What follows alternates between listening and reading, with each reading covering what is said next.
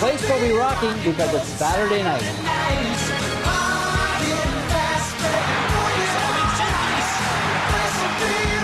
Because it's hockey tonight.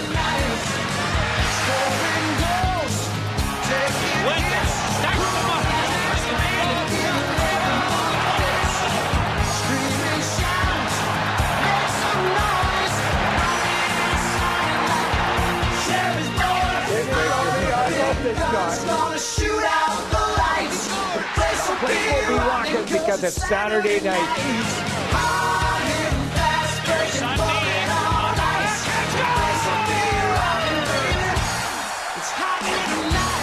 Welcome. Over the blue line, around Del Vecchio. He shoots, he scores!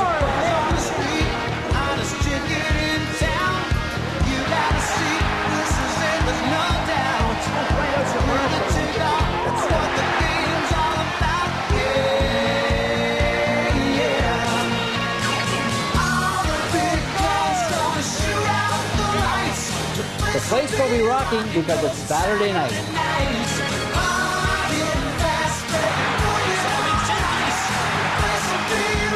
Because it's hockey tonight.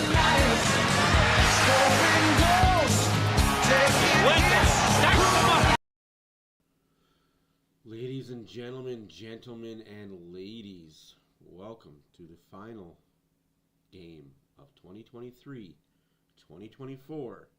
Game 7 of the finals for the Stanley Cup. Winner takes all. Loser goes down in history as A, the biggest comeback in history, or B,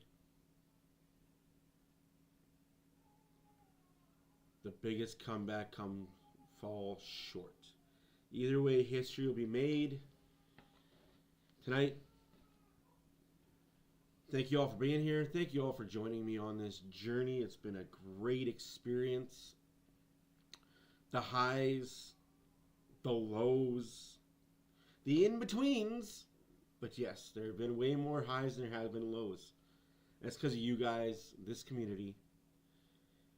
I greatly appreciate each and every one of you guys for being here. Again, I couldn't do any of this without Lubo being amazing with the stats and keeping y'all up to date. Northern bringing her energy and her high level exuberance. Trucker for being the traveling man that he is.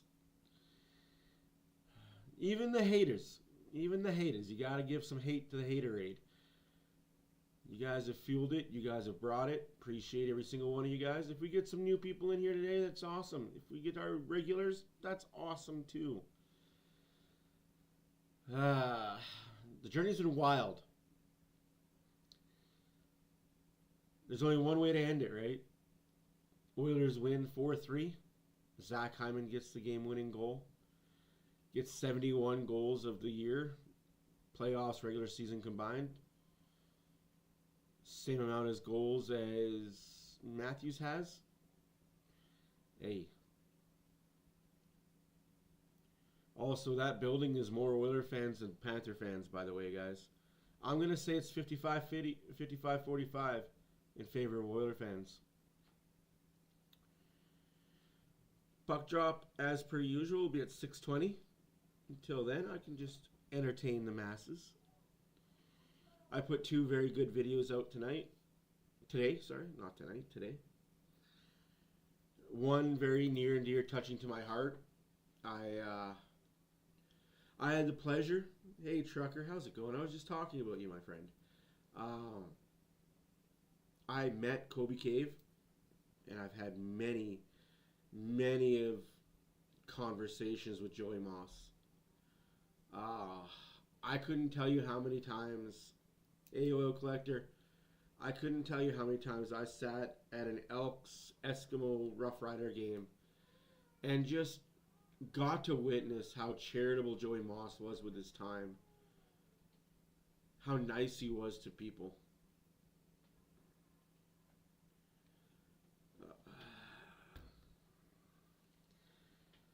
I got to meet Kobe Cave when he was signed to the Edmonton Oilers.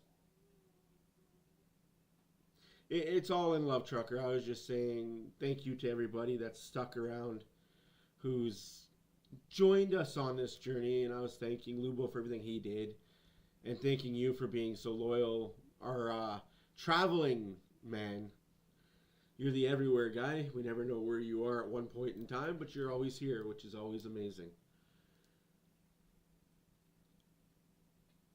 As everyone knows, this will be the final time we do a live in 2023-2024.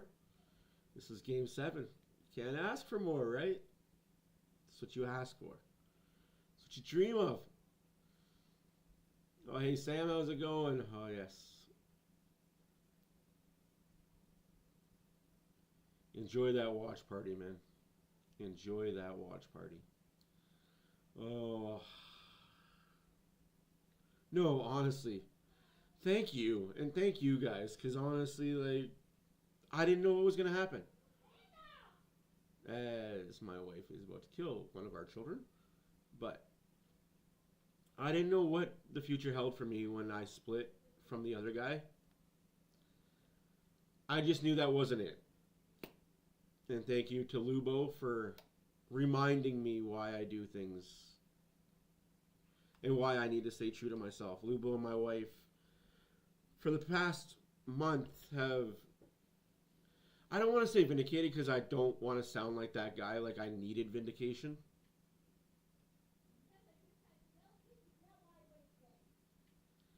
But thank you for reminding me, like,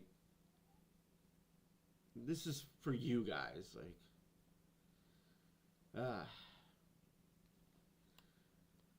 that tribute video today did make me cry. I spent a lot of time trying to find the right music.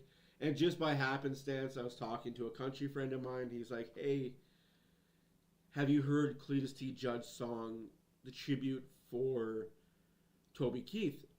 And I said, no, I hadn't heard it. Heard it. Said, that's perfect. I'll edit out where I need to edit out. Hey, good night. Yeah, I think it turned out great. If you haven't watched the tribute video, please go do so. It would mean a lot to me.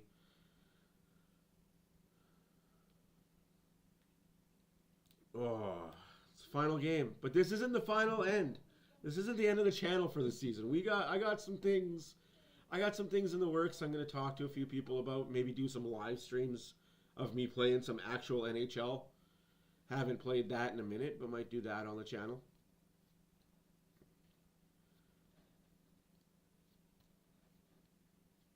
Definitely not the end. There will be obviously recap videos coming out periodically in the summer. Also during the free agent signing, keep you guys up to date on everything Oilers related. The draft, not so much. We don't have a first round draft pick, so probably nothing major to talk about there unless somebody does something spectacular and makes a move during the draft. Also, this will be the last draft they have in person. After this year's draft, they're doing it kind of like the NFL does, in a kind of a boardroom type meeting where you call your pick in and you're on the clock. If you've ever seen the movie Draft Day, that's pretty cool. Again, we're about 25 minutes away from puck drop.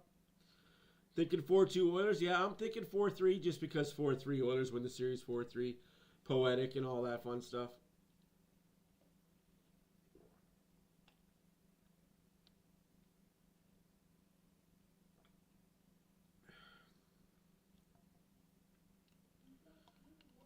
Oh.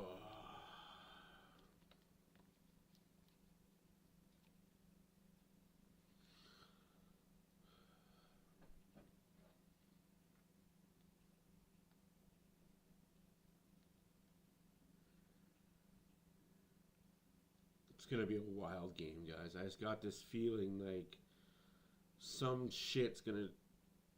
Can I turn my voice up? I can, but I'm still scratchy and under the weather. I will turn it up during the stream. As always, I'll get louder and louder. I just trying to save my voice, guys. Trying to save it for the beauty part.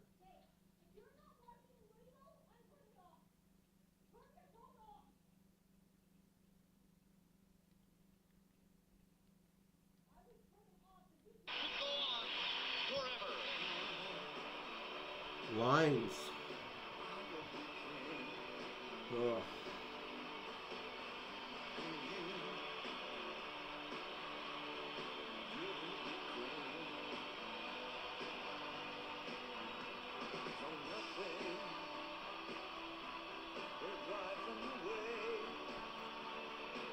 I could double my voice for sure. Warren Fogle, Connor McDavid, Zach Hyman, RNH, Leon Draisaitl, Dylan Holloway, Matthias Janmark, Adam Henrique, Connor Brown, Ryan McLeod, Derek Ryan, Corey Perry.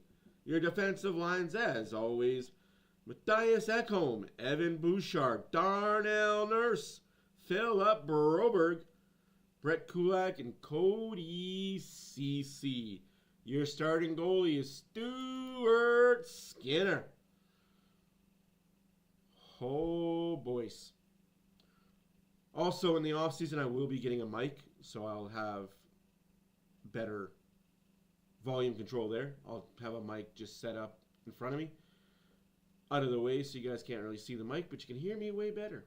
Just some add-ons I'm going to have in the offseason.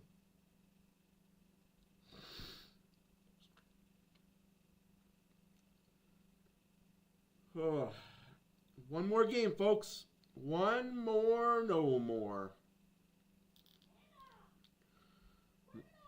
My good Lord.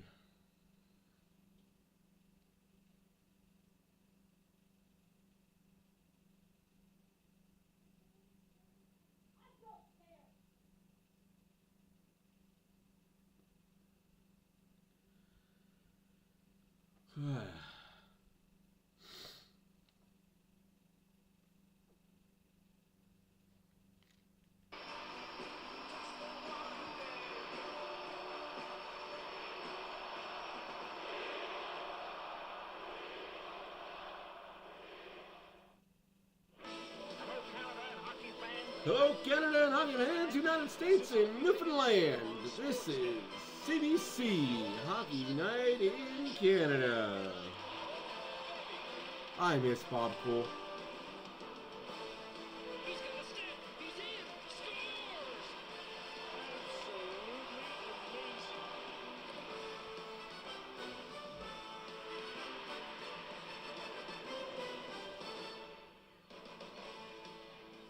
So here we are on the 66th night of the Stanley Cup playoffs. You may recall we opened with Queen and David Bowie. We closed with the late, great David Bowie. Sensational from Serious Moonlight Heroes. In anticipation of Game 7 here in Sunrise, Florida. That's the scene in Sunrise, which looks predominantly orange and blue. It's not, Renegade. It's not as expensive as Florida at all.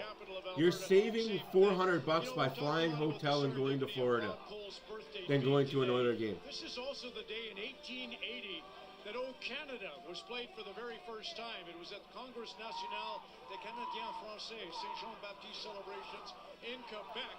I said off the top, it's probably 55-50 for Florida fans being outnumbered by Edmonton fans. Oh, that's awesome kickoff. That's awesome. For all you Atlanta Falcon fans, 28-3. Oh, that's tough. That's tough.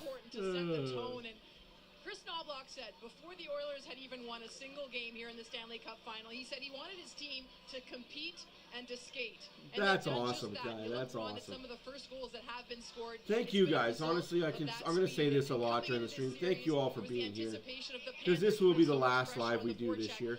But we're back in October, baby. Better, badder, and bigger than ever. I promise you that. Is also playing with ease. They are a very creative team, and I think about, for me as a player, I played my best with a free mind and unburdened heart. And for the Oilers, when they can use that speed to start well, but also find that ease, knowing the magnitude of this moment, the environment.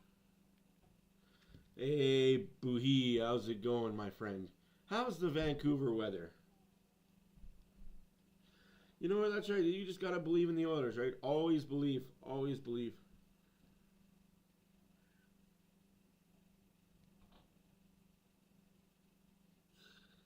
I just read your message, Lou. Well, thank you, sir. Yeah, it's strange. Like I was good until about 5 minutes before before I got live. I was good. I wasn't thinking about it because this is a one game. Anything can happen, right? This is one bad bounce, one bad out of position, one good bounce, one good in position. Like anything can happen in this game. There is no tomorrows. Regardless of what happens tonight, I want it to be a good game. I don't want to be feeling like it was controlled or manipulated in any way by outside forces. I don't want that. When the Oilers win, I want it to be won by them just outworking, out-hustling, and outdoing the Florida Panthers. You know what I mean? Hey, Michael.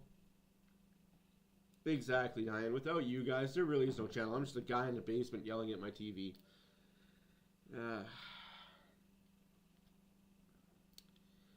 Wayne Gretzky, captain. Kelly Bookberger. Mark Messier.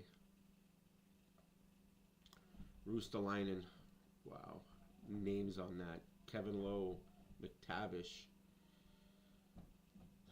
Crosby. Trevor Daley. Marc-Andre Fleury. I think so too. Good night. I think if you control the first period, you controlled the game.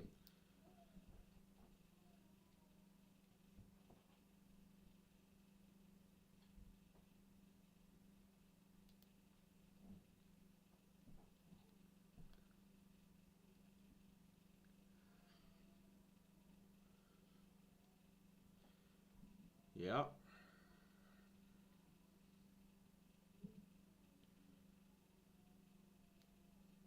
Exactly.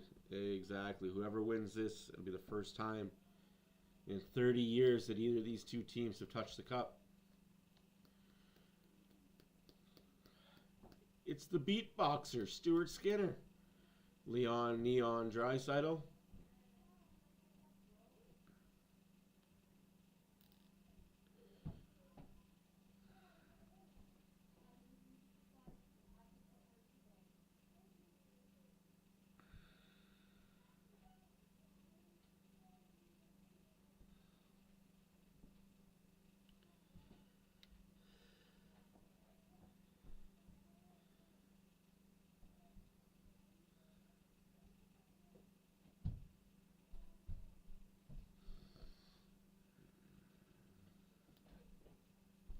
No, absolutely. They're not just going to let the Oilers do whatever the Oilers want to do.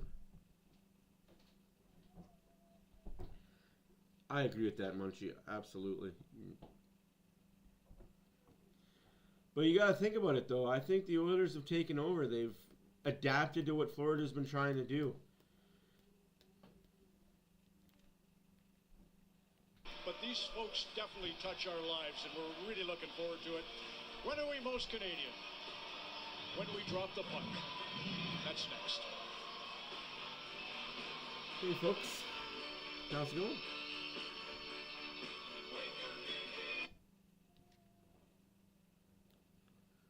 I hope Leon has a good game, too. I'm expecting the best out of Leon and the best out of Connor.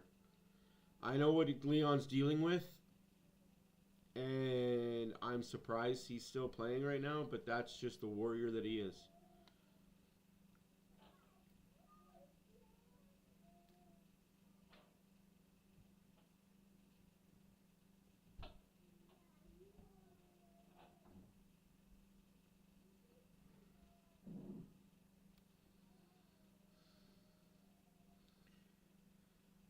First goal predictions. Oof. I'm going to say Draisaitl gets the first goal for the Oilers.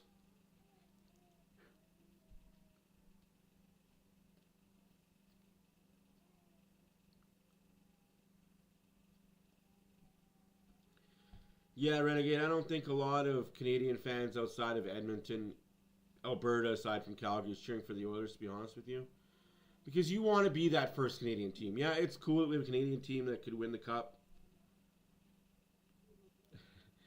You want to be that first Canadian team, but you want it to be your Canadian team that you cheer for being the first Canadian team, right? Because you don't want to be known as, oh, well, the Oilers won it, and then you won it 3 years later. Well, you didn't do it. You weren't the first Canadian team to bring it back to Canada. Sure, it's the first cup you've had in a long time, but you weren't the first one in almost 40 years to do it.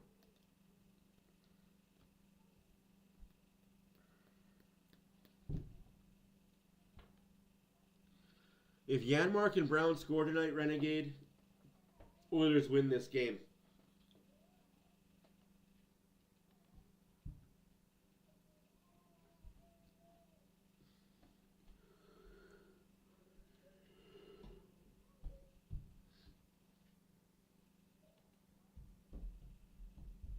Same thing, Oil Collector. If Holloway scores tonight, Oilers win this game.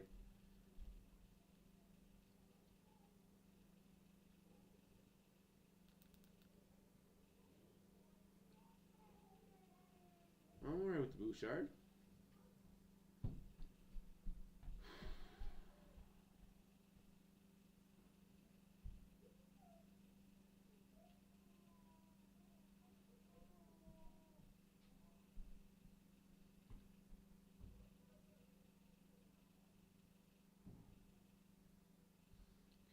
Yeah, it's because they see the way the Oilers have played games 4, 5, and 6.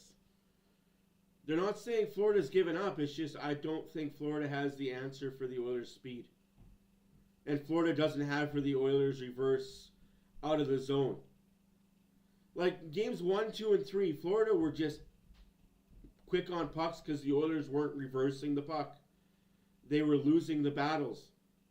Ever since third period game 3, the Oilers have been winning every puck battle. Won his first cup in '84.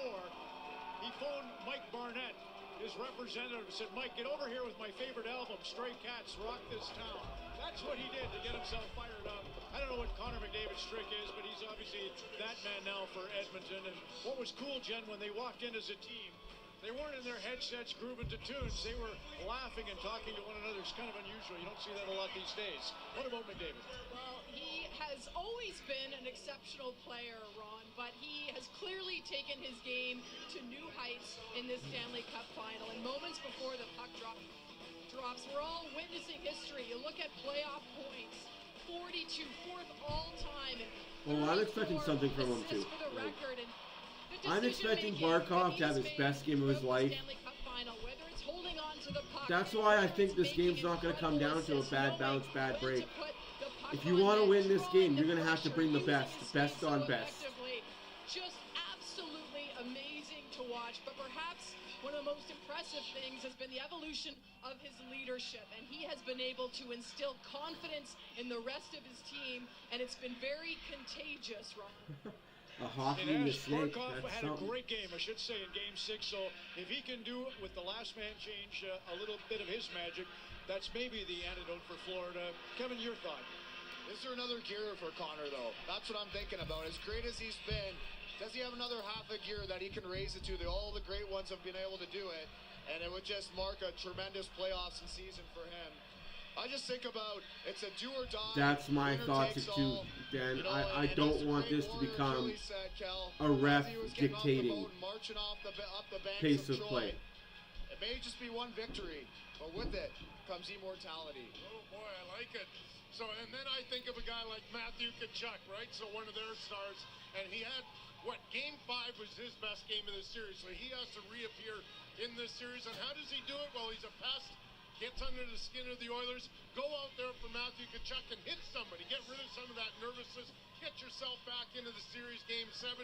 There's a Tkachuk family, and it's just a great atmosphere in here right now. Somebody's going to be a hero, as you mentioned, Ron.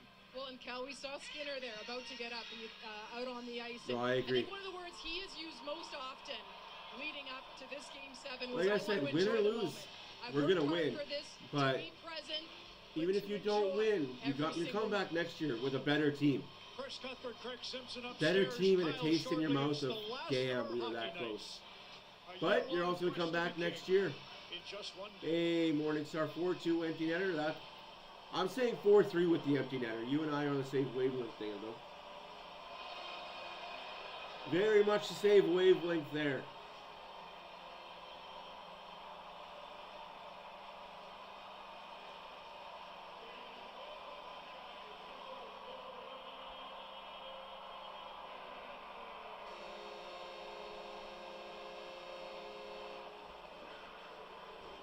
One fucking game left, boys. One game left.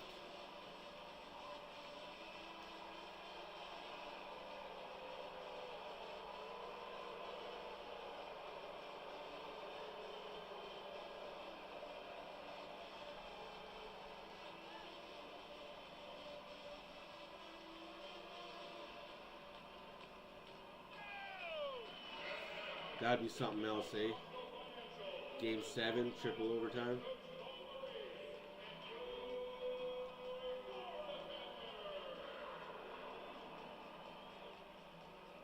This arena isn't even half as loud as what the Oilers arena was. I'm sorry, but our barn is best.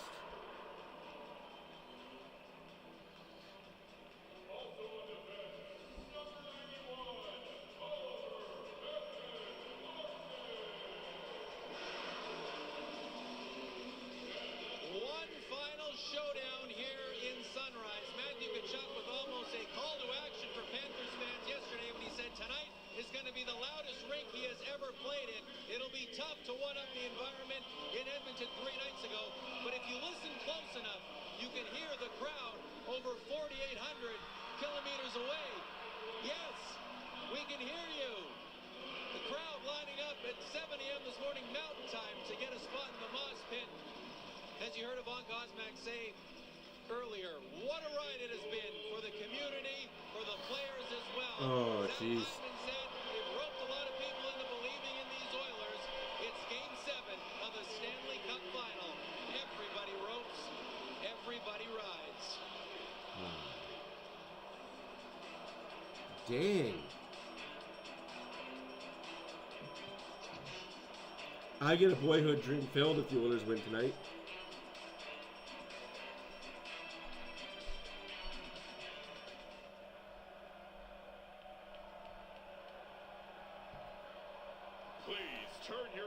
To the ice and welcome tonight's hero among us, 97-year-old World War II veteran, Private Louis Moroff, United States Army. Thank you for your service and dedication to our country. Please rise and remove your caps for the performance of our national anthems. Signed tonight by Florida resident and deaf performer with PXP, John Paul JBN. Also, Alanis Morissette is singing the national anthem. North American Stanley Cup Final.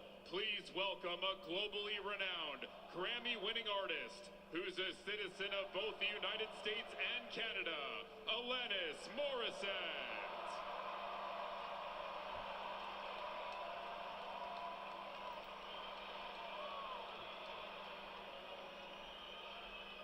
Wow, that's interesting, Munchie. That's crazy good.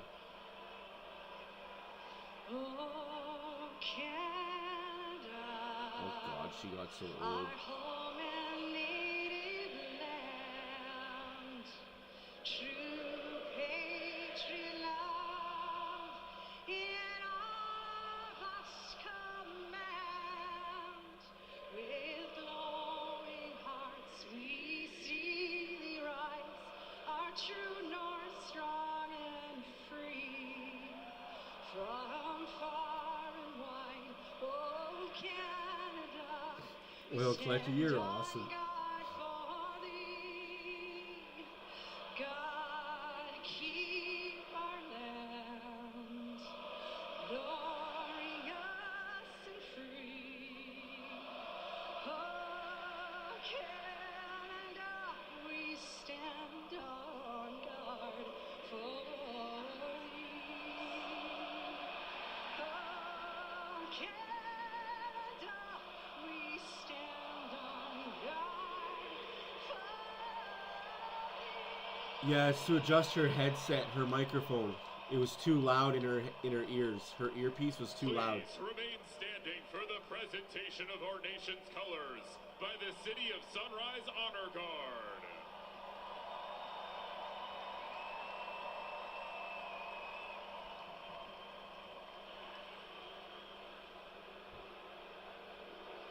Oh, say, can you see by the dawn's early night what so proudly beheld at the twilight's last gleaming, whose broad stripes and bright stars through the perilous fight are the ramparts we watched were so gallantly streaming, and the rockets were the bows bursting in air gave proof through the night that our flag was still there. Oh, say does that star-spangled banner yet wave? Oh, that's awesome, Renegade. Land of the free and the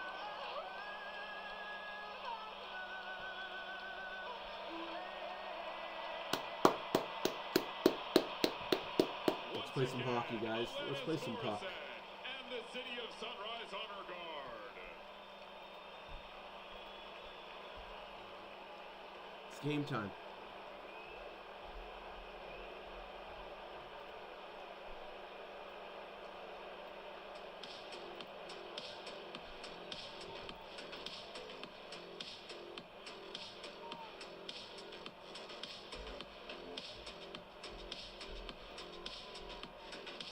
Please welcome Hockey Hall of Fame goaltender and special advisor to the GM,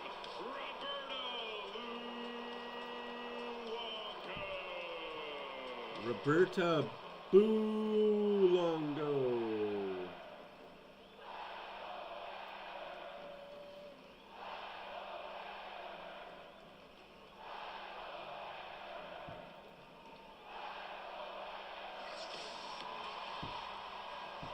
Alanis and Roberto.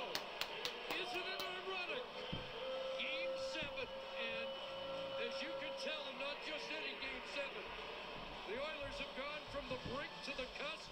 The Panthers from the cusp to the brink. It's the ultimate Game 7. Who puts their name on the cup? Hey, Roger, how's it going? One game to win it all. The third lines will Oilers win the face-off. Henrik out there along with Connor Brown. Let's go. Matthias Janmark. Anton Lundell centers the line for Florida with Lusterinen and Vladimir Tarasenko, the only player in the game who has played in a Game 7 in the Stanley Cup Final. Puck comes to the line. Bouchard with the first shot. Henrik looking for a loose puck in front of the net. And now Lundell up with it. And out in center along with Lusterinen. They start to change. Lundell with a backhand off Skinner. First Oh. save for Stuart Skinner. Both goalies made the first save. Nico Mikola's got it. Looks for Kachuk on this left wing. Craig, what an amazing atmosphere. It's noticeably louder here tonight than in the other games here in Florida. Well, without question, well represented are the Edmonton Oilers here. The fans have been chanting Oiler chants as well, and the excitement of the Game 7 just amplified because the Stanley Cup is ready to be there at the end of the night. Backhyman tipped it back out. It's in into the Oilers zone again. There's Broberg with it. +7. He leads everybody in the Stanley Cup final games. On the plus-minus, it's chipped in. That's Darnell Nurse venturing in deep. Looked like he didn't want to get committed there. Almost got caught. A lead feed back the other way. And Vogel gets back defensively. Sam Reinhart nearly got loose for Florida. On the ice now along with Alexander Barkov. It's Dylan Holloway sending it out to center. Leon Draisaitl on the ice for the Oilers. Remember his first two shifts in Game 6 as he helped set a tone. Flipped inside the line and flipped down by Ekman-Larsson. Up ahead, trying to spring Kyle Okposo. And it comes around. I think the Oilers thought that might have been an icing call. It'll be kicked in. How wasn't that icing though? Like the Oilers beat him to the circles. Interessante. 17:54 left to go in the first period. Nothing was a shot. Apparently Florida's got the only one shot. I don't know. I thought that first shot that power play for the Oilers. No, it's a power play for Florida. How? For both teams able to get themselves into this game, and we talked about officials early on. Maybe Kevin Bieksa was saying not wanting to. What call a penalty. joke! Instead, it's going to be the Oiler penalty as Warren Fogle trying to drive to the front of the net got the stick. How is that a penalty? Here's the play. The pressure from behind from Okposo, and right there. Oh wow! Montour, you diving little bitch! The energy of trying to get to the net, go make something. Oh my God! You got shot! You got shot! Shot out of a fucking cannon, this guy did. Wow. Okay. Penalty killers have been a story in this series. Well, if you look at Game 4, Wow. the very same thing happened. An early penalty by the Oilers and shorthanded goals in back-to-back games by the Oilers that really set this comeback in What? play. A Hard to believe joke. here in Game 7, the same So that's what we're calling. In Game 7, we're calling those in Game 7 for the Cup. So I want Barkov every time he slashes somebody to get called. I want Burnett every time he high sticks and chases after the head to get called. That's what we're calling in the fucking Game 7 for the Cup.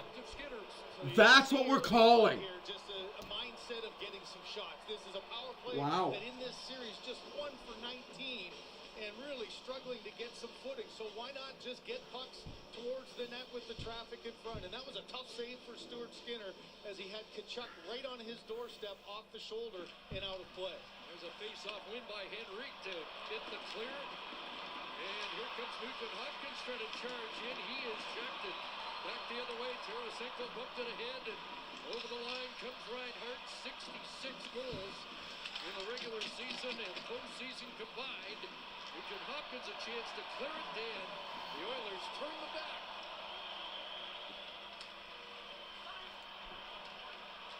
Thanks for reminding me. There is Tarasenko and an assist in Game 7, and the Blues win in Boston in 2019. Barkov centered. Stick on that to deflect it to the line. Tarasenko across. It'll come to Ekman-Larsson and back over. Here's a pass in front, and it just 59 seconds left to go in the penalty. 16:36 left to go in the first period. chance here for Edmonton. Yanmark took a puck. Saw the numbers, hit the numbers. No call though, right? But we're going to call for a chintzy little punch to the mouth. Out comes Tkachuk. He'll slingshot it back, and there's a great stick by Brown. Maybe a break for Ryan, and the shot is blocked en route by Montour. Just over a half minute. Yeah. First power play of Game 7. Bennett sends it in. Around it comes for Lundell. Cody Ceci gets a stick on that. And Ryan once again sends them back. Only Florida power play in this series came in the late stages of a power play. Here's Verhaeghe, who opened the scoring in Game 1. Checked by Bouchard. Comes to the line. McLeod can't clear. Kept alive by Verhaeghe. Penalty done. Back on the ice comes Fogle. Over to Rodriguez, who leads Florida with 4 scores. Deflected in front. And Florida strike first.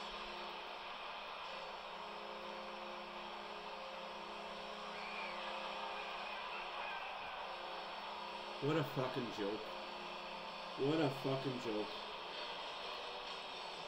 Another quick decision. This can't be the way the refs are dictating this game. Stewart and Knobloch were looking down on that entry. It was awfully close as it came in. Watch Lundell at the top as that little quick pullback by Bennett.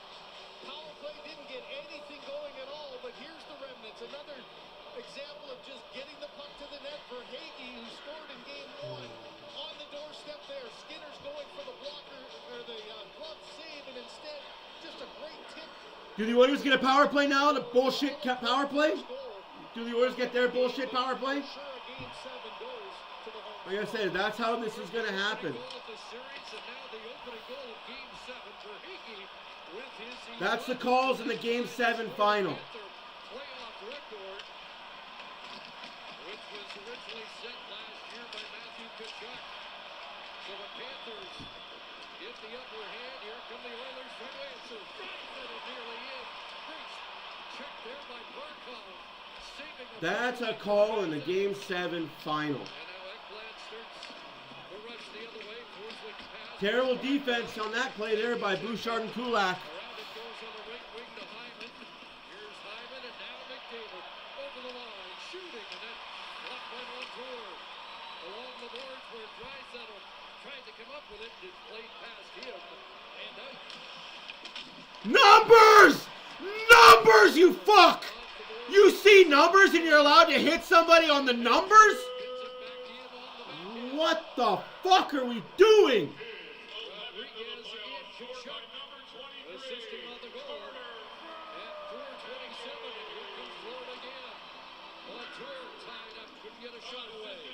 Corey Perry bumped along the boards. Opozo's got it. He'll try and swivel it back towards Stenlund. That broken up, and now along the boards, chopped at by Perry. He's knocked down. Perry looked at the official. No call forthcoming, and Edmonton will work it up to center ice. Back in off the stick of Kulikov. Flying in is Sam Bennett on the forecheck. In support is Tkachuk. That pass off the stick. And Florida, you're getting lucky that these refs are just letting you get away with a lot of murdering hits right now. Number hit. there's Kulak off the board. So what's the point in minor hockey of having a stop sign on the back if once they get to this stage, it doesn't matter? Gustav Forsling. Red line and in. Around it goes. Tarasenko. Swing that to the nearest. Florida Panther player tried to get another call. Janmark, you fucking beauty! Fucking beauty! 1-1, bitches! Take your fake call bullshit!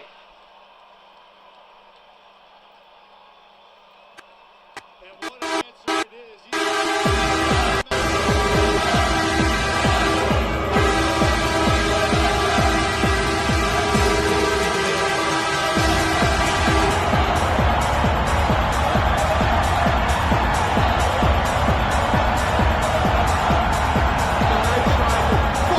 Sell another high stick, you fucking baby Florida! Gets a little bit of energy in the home team. You got to answer it. And boy, Janmark has just had such a great last 4 games. And another huge impact here in Game 7 to tie it up. Fourth goal of the playoffs for Janmark. He had 4 goals in the regular season. What a play for Cody Ceci. Here's Barkov, a backhand. Skinner stops that. Barkov up with it behind the net. Feeds back to Forsling. Forsling shot wide of the target. And fouled by Verhaeghe. McDavid after it. Knocked away from him by Barkov. Bouchard there defending. As it comes back to the line. Forsling failed on that. Now a shot. Knocked down in front. And Evan Bouchard takes over. That's the first point for Cody Ceci in the Stanley Cup Finals. What a play it was. 6:44. The Oilers answered 2:17. 12:24 left to go in the first period. 1-1's the score. Florida's already had a power play. Skadoosh on that, but scored shortly after. You can just sense the intensity of both. Bad giveaway by the Oilers. Now they're hemmed in their zone. Here's Luskirina trying to get it to the net, and that was deflected and trickled just wide. Outlet pass all the way. And icing against the Oilers. Edmonton. Well, Janmark, they said, you know, his big goal. Janmark assisted by Ceci. Here, just a quick little look by Ceci, and you could see 2 guys getting back into position. Ekblad can't close the gap. and just great confidence of Janmark. Took a couple of strides to make sure he created separation, and then took it across the net, and once again under the blocker of Sergei Bobrovsky. Sam Bennett wins a draw. Here's Rodriguez, shot block. Mikkola put it right on. And the rebound kicked out, and Dylan Holloway away. He'll send it in from center ice.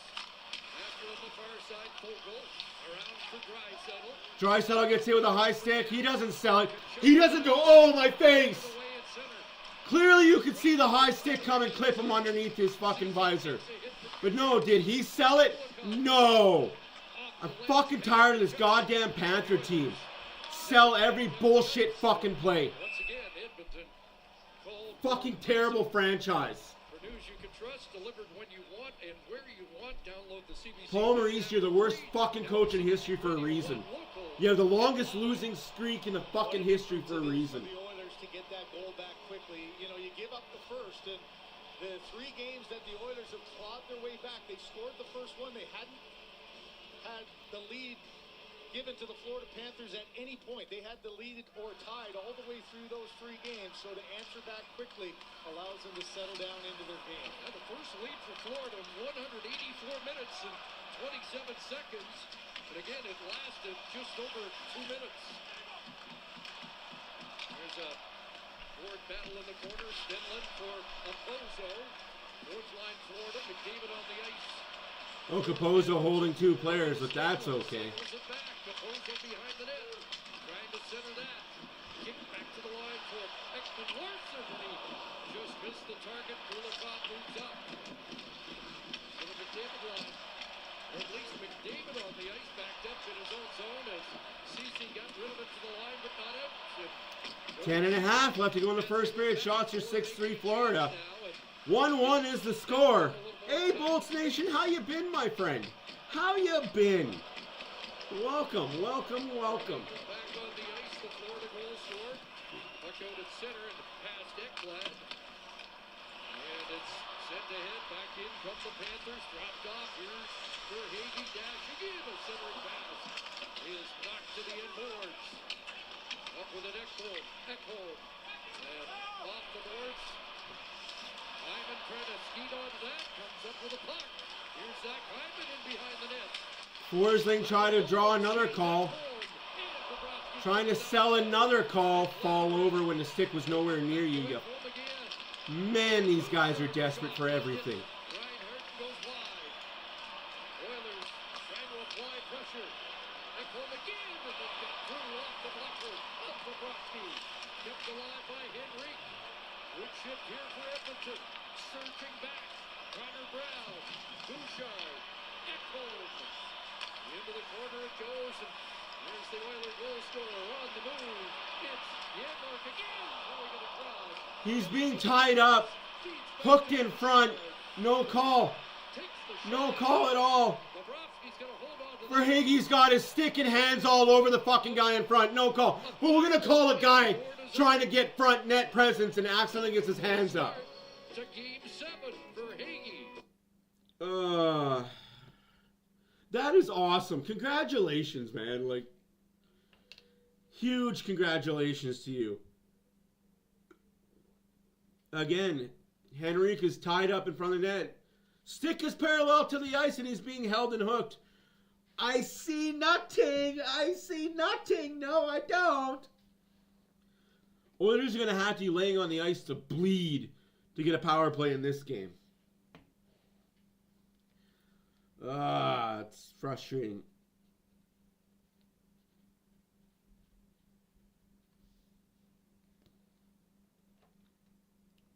Anyways, enough about me. How's everybody else doing? How's everybody enjoying their Monday? Hopefully everybody had a really good Sunday. Oh.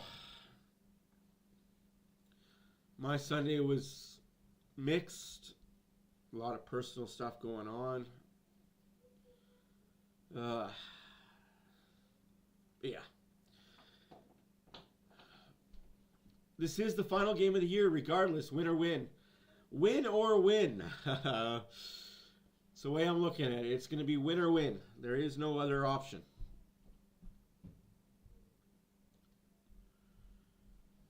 For all you people wondering if Draisaitl's going to stay, yes, he is.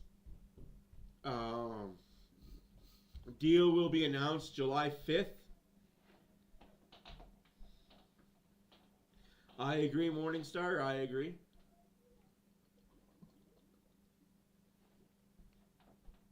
Was teetering in November. They had a blowout loss suffered in Carolina. Matthias Janmark, who is not the most vocal player, made a point to address the team and speak up in the room after that game. He signed a one-year deal here in Edmonton in the summer because he felt it was with the Oilers. He had the best chance to win. And another big goal for him in this Stanley Cup. Why, thank you. I'm going to need 1 or 2, 3 or 4. Yeah, the nickname is the janitor, and an early cleanup in aisle 7 to get the Oilers. Ricola. In the deciding game, here's McLeod sending it across. Again, held in front of the net, no call, because I'm a Florida Panther. I get away with it all. The Panthers checks in, and here is Stedler. Virginia throw it, and that deflected wide of the target. Larson's moved up. And a centering pass, that nearly baked in off Lundberg, parked in front, Raposo again. Forward battle won by Broberg to get it to Darnell Nurse. What's up, Edmund? How you doing? How's California? Step in to help out. Under 8.5 to go in a fast pace. Oh, that's awesome. That's awesome. There's Nurse off the boards and out to Fogle. Offside. The puck, and that's offside. Bum. You think back to game 1 here on June 8:11 left to go in the first period. Shots are 5-4 for Florida. 1-1 is the score. Florida's 0 for 1 because they're trash on the power play. You know the sense that you don't want to touch it, you don't want to be around it until you earn it. Well, you can just sense the difference here as every guy knows that the end of the night, the Stanley Cup's coming on this ice, and the intensity of this game is showing exactly how much it means to every participant. And nobody even wanted to look at it. No, they did. It was amazing. Yeah. They all want to lift it tonight. Here's Draisaitl up the half wall. Draisaitl with the pass back. Gets it back to Ceci. Looking for a bounce in front. Doesn't get there. Big goal against Vancouver. He has set up Just ripped back in. Also had a game 7 goal. The opening round against Los Angeles back in 2022. Kachuk slows things down. Oh, wow. I mean, that's just another Tuesday for you guys, right? After their 2019 Stanley Cup victory, idling in behind the Florida net. Shots 5-4 good. The earthquakes in California are like the tornadoes in Alabama. It's just another Tuesday. Cuts him off with the pass. Flips it past for Hagee. Stepping up is Ekblad. Backing him up was Barkov. Puck loose along the boards, and Hyman gets it out. Here come the Oilers. Over the line, McDavid curls back. Drops it to Ekholm. Bouchard got a little room. Teams fight. Off the post, Bouchard! Oh! Over 90 Wow. miles an hour on that. Bouchard for McDavid. Oilers are buzzing. And that shot knocked down in front of the net. And the Panthers out. Bouchard able to break up the rush by Reinhart. Along the boards, Nugent Hopkins, who did not skate yesterday, a maintenance day for him.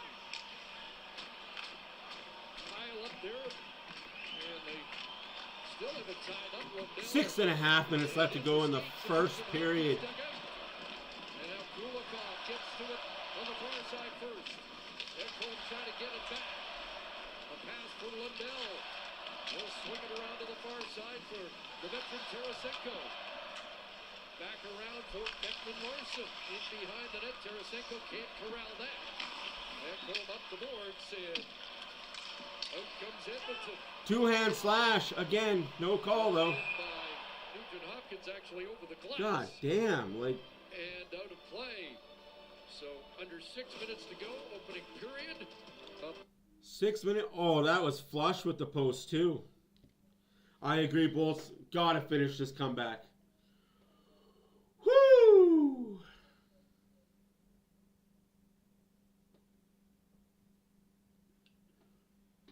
I really shouldn't joke about earthquakes and tornadoes and hurricanes and stuff. I live in the confines of a prairie. We don't get any of that.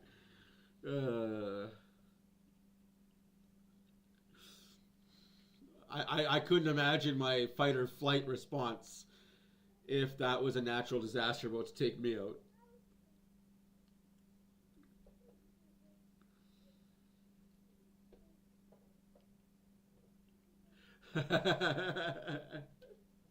Oh, that's awesome.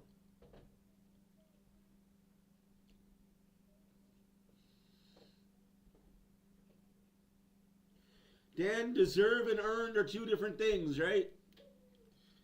They may deserve it, but they got to put the work in to get it. They're looking like 40 minutes left, 40 minutes and some change left. But I'm with you, man. They've definitely been full marks, full skill to be the Cup winners this year. How tall can trees grow? Tall enough to make you wonder.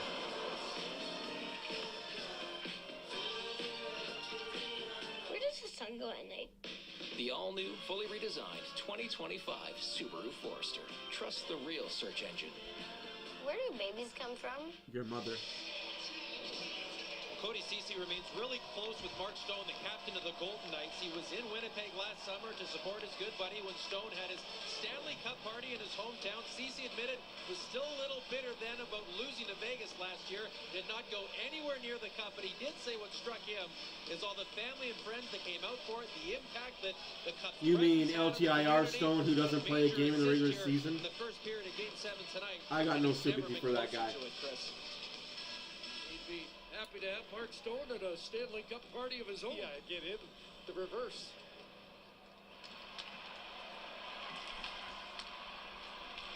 Arena deflects it in as it bounces wide of the net. Broberg around it. Janmark able to chop that out. Connor Brown after it. That guy's one of those people that can just go away. Liddell. Goalless arena. Looks like the two coaches don't mind the third lines matched up against each other. Brown will flick it in there. Hey, how's it going? I may be fired, but... Rebound nearly came out for Janmark, who taps it back to Nurse, and Broberg on the move back in. What else is new? You can't fire me if you don't hire me. Oh, that's a knee on knee. Sam Bennett knee on Connor Brown. No call. But I bet it was Sam Bennett laying on the ice crying about it. With Draisaitl loose in front. All guts, all glory. Watch live sports. Free TV, free Like I said, Florida's allowed to get away with a lot more this game, I'm finding. It's all good, though. We'll fight through it. That's what the Oilers do. Series had. You think of games 1 and 3, the story. Bobrovsky 3-0 during that time, a 1.33 goals against, 9.53 save percentage, but 4 through 6, 0-3, 5.06, and a 7.93. And a big response from him now. 5:02 left in the first period. 1-1. Shots are 5-5. You know, which Bobrovsky are we going to see here in Game 7? The one that was so solid in the first 3, or the one that the Oilers have figured out in the last 3? Of course, Draisaitl gets thrown on a face-off dot. First 2 games of the series here against Bobrovsky.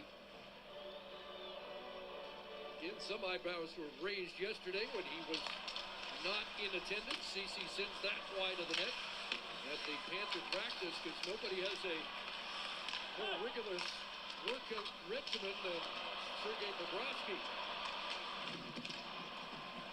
Off the skate to Kulak, onto it, Kachuk, back at the line. Here's a chance, and it's just sent wide. Dangerous play there for Montour, and Mikkola is in deep. He'll hand it off to Kachuk. Out there with Bennett and Rodriguez, kept alive there on the boards by Mikkola, aggressively going to the front of the net. That shot sailed. Oh, Florida now has pressure on the Oilers right now. Hand pass. Out the zone it goes. Shut up. You don't have an assist on your jersey. You don't have a letter on your jersey. Shut up. Quit peeking at the ref. Fuck, I hate when players do that. Oh, ref, he tripped me. Did you not see that? Where's the A? Where's the A? Where's the C? If you don't got one, don't talk to me. God damn. We're under 5 minutes left to go in the first period. It's been a pretty back and forth physical affair. Oilers coming out on top, though. Tied 1-1. I think if the Oilers weather the first period storm that Florida is definitely giving to them and come out and score the first goal in the second period, it bodes well in their favor.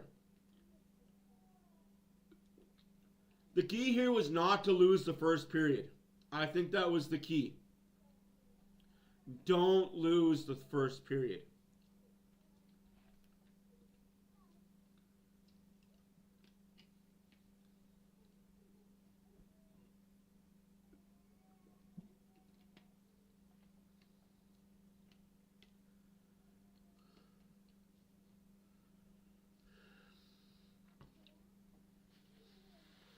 Just don't lose the first.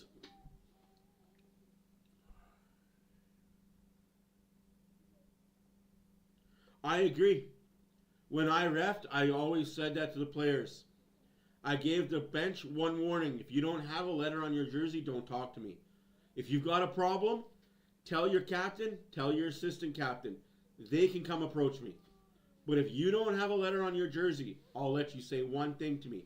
I'll let you skate back to the bench.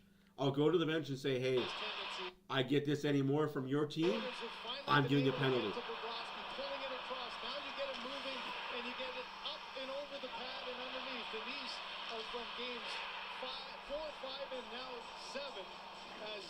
Does a great job there of fooling Bobrovsky. Watching the Jays, how are those bad Jays doing tonight? So well laterally, he's so good Lord, they are terrible lately.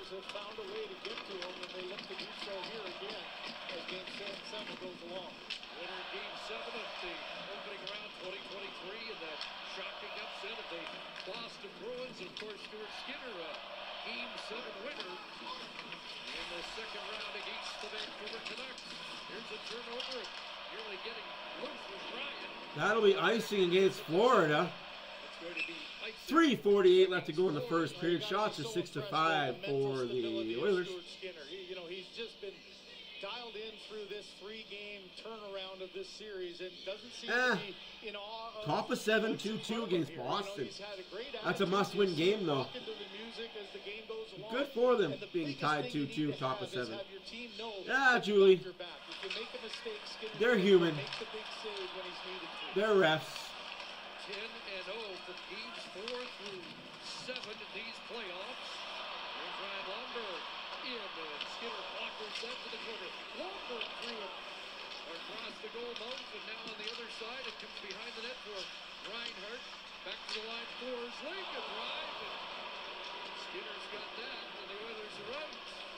As Richard Hopkins had a little bobble, but able to maintain possession, and now knocks down Barkov, who tried to fire it in. Forsling will make sure it gets deep. Around for Ekblad.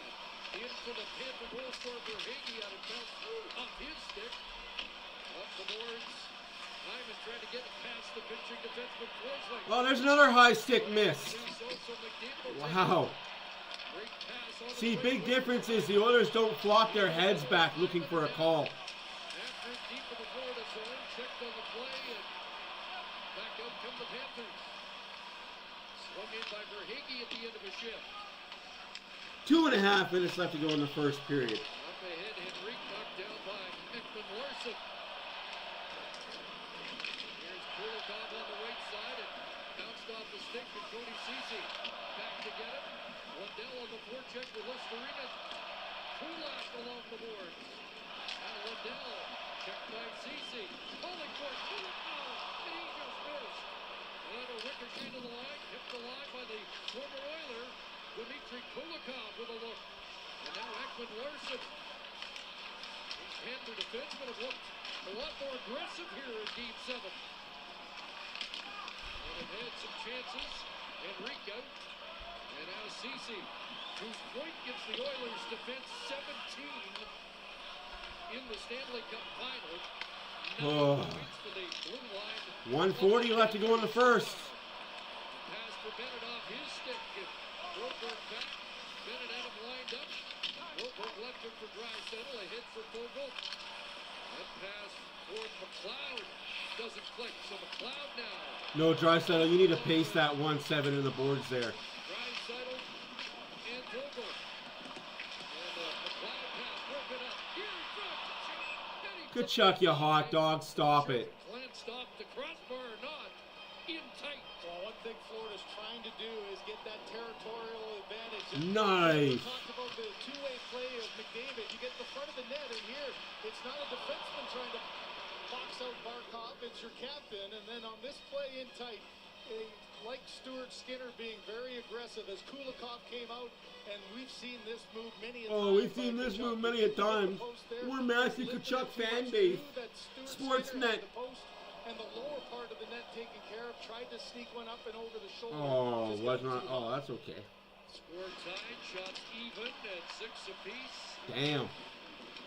Down to 70 seconds remaining in the opening frame. Loose puck in front. They chop away. Barkov to Reinhart. His shot blocked by Bouchard. 1 minute left to go in the first period. 1 minute remaining in the first period. Bouchard as we enter the final minute. Panthers are all over the Oilers right now, though. Looking in front, and a shot stopped by Skinner, right pad. Oh. It'll come back to the line. Ekblad looks in deep. Barkov perked in front. Reinhart knocked down. Worked on by Ekholm. McDavid in there as well. It comes out in front. And Nugent Hopkins able to clear it away. Now it's Hyman pumping it inside the line. Following up. Nugent Hopkins kept to the line, but unable to connect on the pass to McDavid. Here's Forsling. Reinhart inside the line, and again. Shut up, you Panther fans. They're not calling any hits from the back. 12 seconds left. Don't get scored on. 8, 7, 5, 3, 2, 1. Oh, first period's over. I'll take a 1-1 tie going into the first period. Holy crap. But of course, all you're going to hear on Sportsnet is how great Florida was that period. Whew. Anyways, guys, I'm going to go put a baby to bed because she's been a turd all day. I'll be back. Enjoy the first intermission. Sorry, if you're new here, please push the subscribe button. If you've been here before, please push the like button. Push that bell notification, knows what lets you know when we go live and we update videos. Also, leave a comment. Let us know what you think. Look at our previous videos. Let us know what you think of those as well. I'll be back.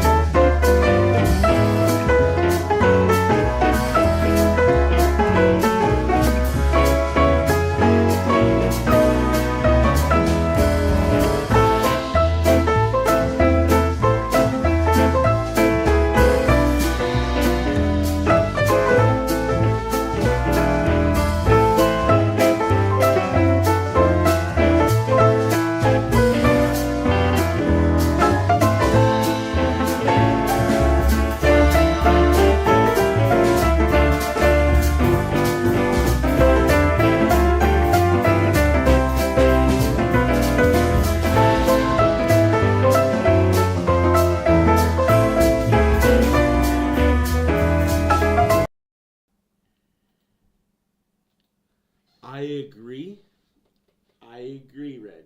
Unfortunately, they have copyright infringement on music used by MGM and Universal right now. They're cracking down hard on lyrical music. It sucks, but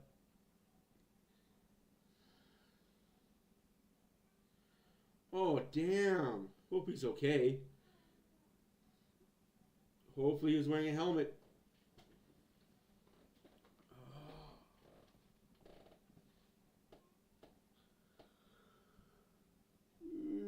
Excuse me. Man, sorry guys. Wow.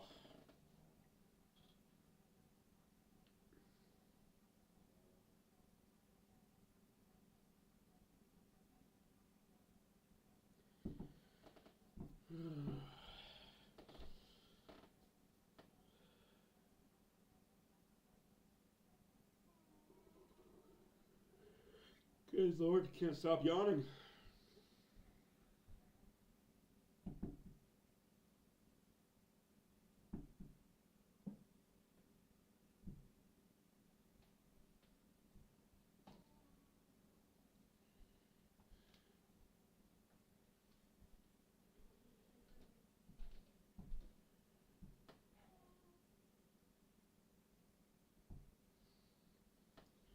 Game 7 of the final. 1-1 after 1. Oh, this game is going to drain everything out of me.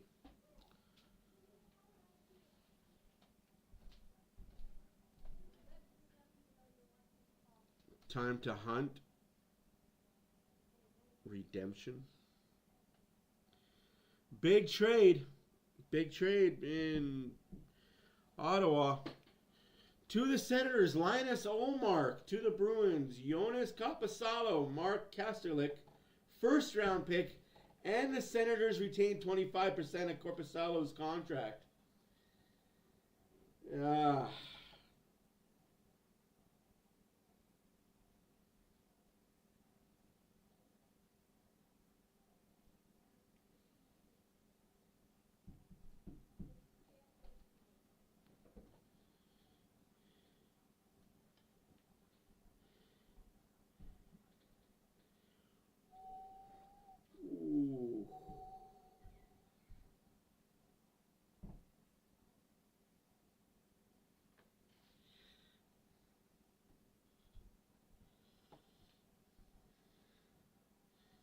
Yeah, it's definitely with Scar.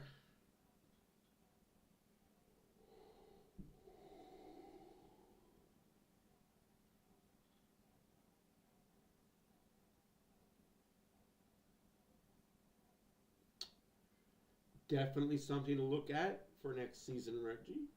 Absolutely.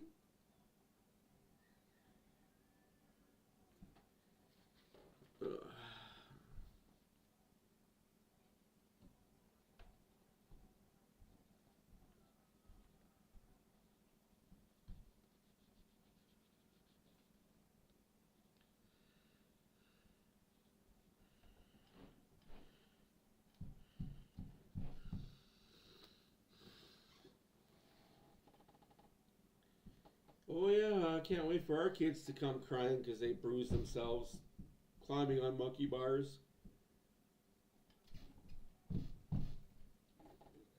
Riding scooters.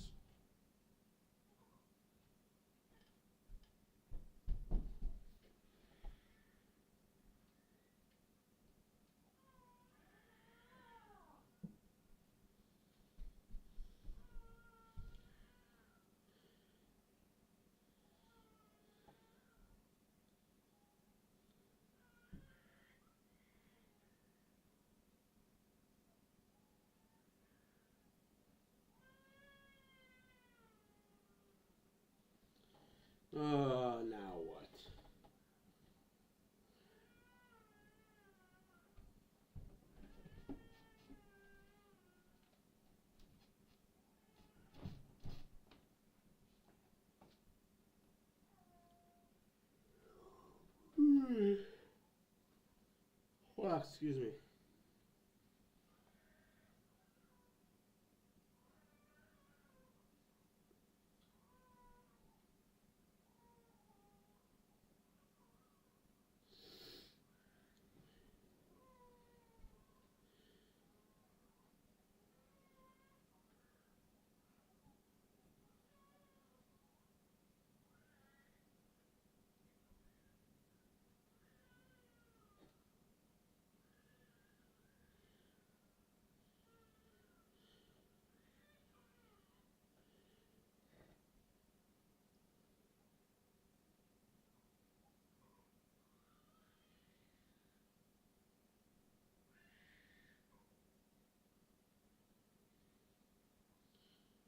Whew.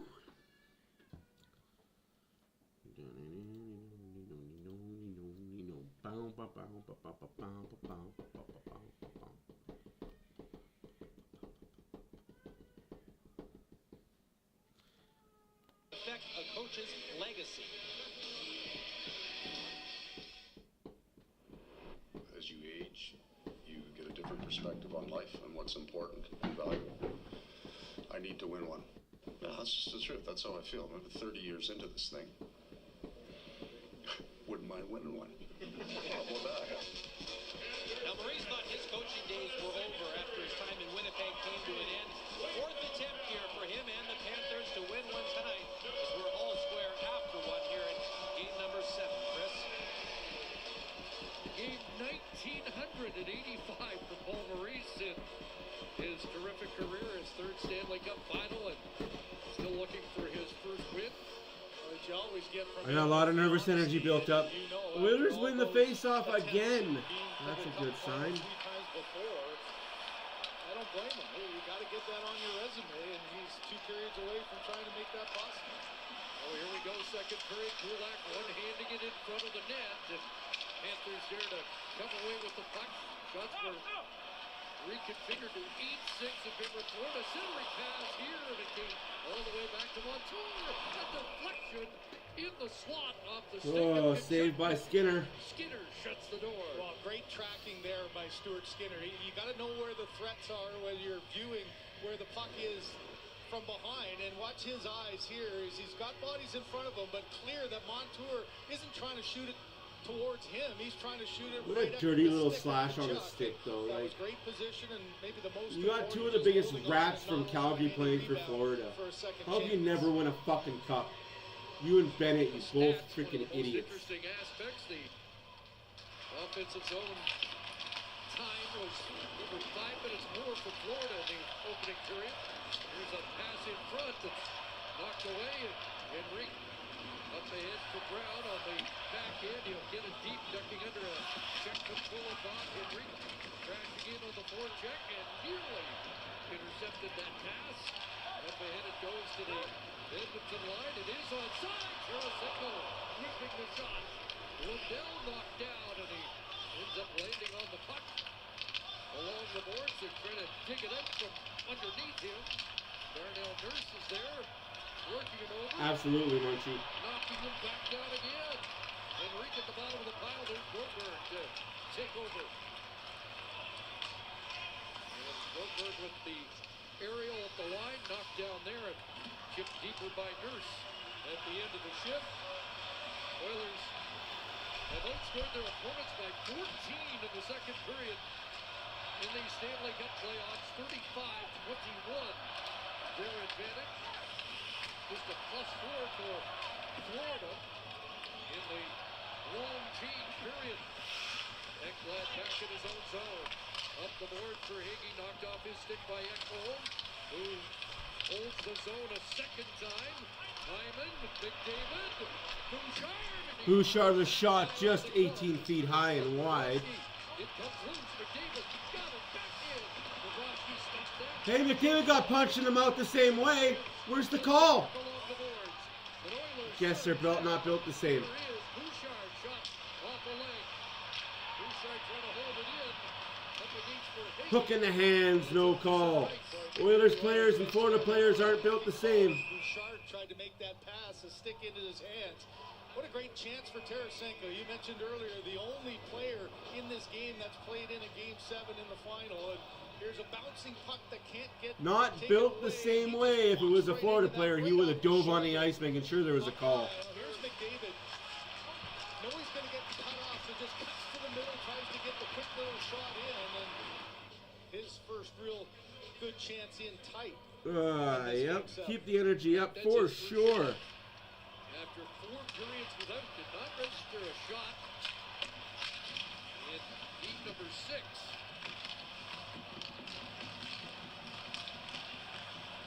And it was the first time the Oilers have won this year without Connor McDavid registering a shot on goal.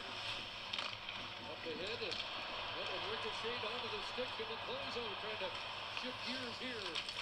Swinging in behind the net, the former Buffalo captain knocked off the puck. Oilers trying to counter here, but that's too far for Ryan. Onto the stick of McLeod, who sends it in. Around it goes for Montour. McLeod nearly intercepted that, but here's Rodriguez. Nicola on the move again. That was batted back into the corner by Skinner. Draisaitl trying to get loose. He's checked. Kept in. Skinner the stop with a rebound. Here's Skinner getting bumped for the penalty. That's a good call. That's a good call. You can't take the other player out, you douchebag. Go in the box, you bum. 2 for tripping. 2 for tripping. 2 for tripping. Bye-bye, Kachuk. Bye-bye. Woo. Hey, Dodge, how's it going? Stuart Skinner again here early on. He's had Power play, Edmonton. Bit of a bump there as he goes down. Nothing happens out of that. Now, Dirty freaking Panthers. after the puck, no, he just loses his footing. Don't care if you lose your footing or not. You can't trip the other player, buddy. Control your body. He actually lost his footing, and the Oilers recipient. Control your body, buddy. Reaction to the bump by Rodriguez on Skinner, but it is Kachuk, and it is the first power play of Game 7 for Edmonton. 0 for 2 in Game 6, 3 for 23 in the series. You tried to be the wrecking ball. Well, the day of reckoning has shown up. Oilers win the face-off. 4 for 9 and close out games in these playoffs. With the power play, Draisaitl, McDavid sends it across. Nugent Hopkins, Bouchard fires. That breaks the stick of Forsling. So they're down a man, now down a stick. Forsling got one handed to him. Nugent Hopkins up top. Sends it rink wide. Draisaitl trying to jump away from Listerinen. McDavid to the line. Let Stenlund now without a stick as he gave his to Forsling. And Bouchard fakes. Maybe a shooting lane. Fire! Oh my goodness. A piece of that. Nugent Hopkins for the corner. Draisaitl gets it back. Oilers able to reset here. Nugent Hopkins to Bouchard. Back to Nugent Hopkins and across. Here's McDavid. Draisaitl. Bouchard. McDavid on this side now. Stenlund still without a stick. Trapped. McDavid. Draisaitl. And that blocked in front. It'll be kicked in. Stenlund can't clear. McDavid and Bouchard. 46 seconds left to go in the Oilers power play. 15-22 left to go in the second period. 1-1 is the score. Oilers all over the Florida Panthers right now. And Bobrovsky covers up and holds. That's still a tired PK out there, though. 4 cats with sticks. Disadvantage their penalty killers had with Stenlund with no stick at all. Here's how it started. Just another bomb by Bouchard that breaks the stick. Now you got to give your defenseman the stick, and here's on the doorstep, man, off the skate of Ekblad. That would have been a beauty if that went off Ekblad. Draisaitl hasn't had many opportunities in this final for that shot. He has scored so many times from it. That time just a little. Oh, just unlucky. All right, boys, the score on this now. Let's go. 35 seconds left to go in the power play. 15-13 left to go in the second period. Shots are 11-9 for Florida. Score is 1-1 in Florida. Game 6 against Dallas, the Oilers 2 for 2 That was dropped fairly according to the NHL official. against the Stars, but Okay. it's a clear here with a Oilers are better on the PK than they are on the power play this series, so. Here's Connor McDavid trying to go all the way. Kicks it back. Across for Bouchard.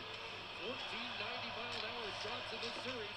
Oh. Nugent Hopkins trying to set up Hyman on the doorstep. Nugent Hopkins to the bench. The one-timer Bouchard and Bobrovsky. Power play over. Able to hold that with traffic on the doorstep. Well, you're looking for just anything off a leg. Hyman. Oh, there are no Panthers fans after tonight. Standing in front of the net and having one hit off his knee. Here, he knows he's just trying to get off to the side as puck goes to the left. He can't quite get it. Pretty good job of Bobrovsky there to get his stick out and get his pad on it to not allow it to get there. And then the last shot, knowing that the time's ticking away, Bobrovsky able to handle that Bouchard ball. 14:38 left to go in the second period. 1-1 is your score in Florida. Game 7, series tied 3-3. Who doesn't like a lot of drama, right? That's offside. Redo it. Called as Panthers back in full strength, so neither team able to cash in on a power play early tonight. Yeah, didn't get the feeling that for Draisaitl, who, as we know, he's got 3 assists in this Stanley Cup final, hasn't scored yet. That's his place, and that pass has been taken away very effectively by the Florida penalty kill. It almost felt like he was just anticipating it and kind of double clutched it a bit. Didn't get his natural shot away. Especially with a forward without a stick, those passes have a higher success rate to get over to him. Still looking for his first Stanley Cup final goal. And Bennett starts the play. There's Verhaeghe. Watched by Kulak. Puck comes loose. And the Oiler goal scorer Janmark on it. 4 goals now in Game 7 for Matthias Janmark, who had a hat trick. Well, a member of the Golden Knights. And that's icing. Shut your mouth. Shut your mouth. Don't even say anything. The depth for this Edmonton Oilers team. You go back to the Dallas series. I think that's really it started to manifest itself as pundits were saying Dallas had more depth than the Edmonton Oilers. And I think that group really took it personally, and it proved that they were able to get the production that they needed from those bottom 6. And in this Stanley Cup final, it's been really evident. You know, you take pride as any member of the team to do your job, and the role players have certainly done that for the Edmonton Oilers. Well, it's Connor and Leon's team, but it's not just a team of Connor and Leon. And don't you feel Icing again. Exactly 14 minutes left to play in the second period. For the Edmonton Oilers from their playoffs 5-5. Years, and it's not lost on that's super high scoring. You ask the captain about the importance of your penalty killers like Brown and Janmark together. You've got 8 players in this Stanley Cup final that have 2 goals or more. The Florida Panthers now have 4 because Verhaeghe got his second, but the depth has been really evident. And they load up Draisaitl and McDavid here along with Hyman. Here's a centering pass, but it slides right to Bobrovsky. And he will cover up. 6:06 gone, second period. Commercial break. Whew. How are we feeling, guys? Temperature check. How are we feeling right now? Ladies and gentlemen, how are we feeling about the first period and a half of Game 7?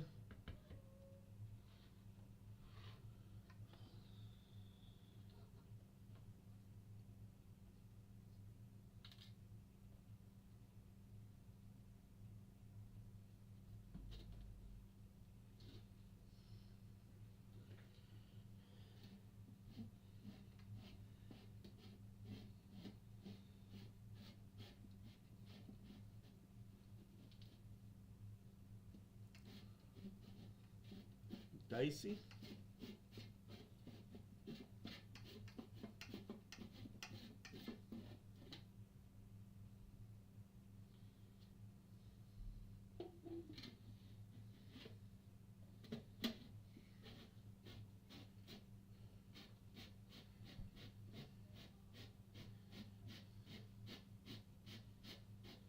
Yeah, I feel that, but I feel like it would be better if the Oilers just kind of won the game in regulation and didn't give myself and many others a heart attack.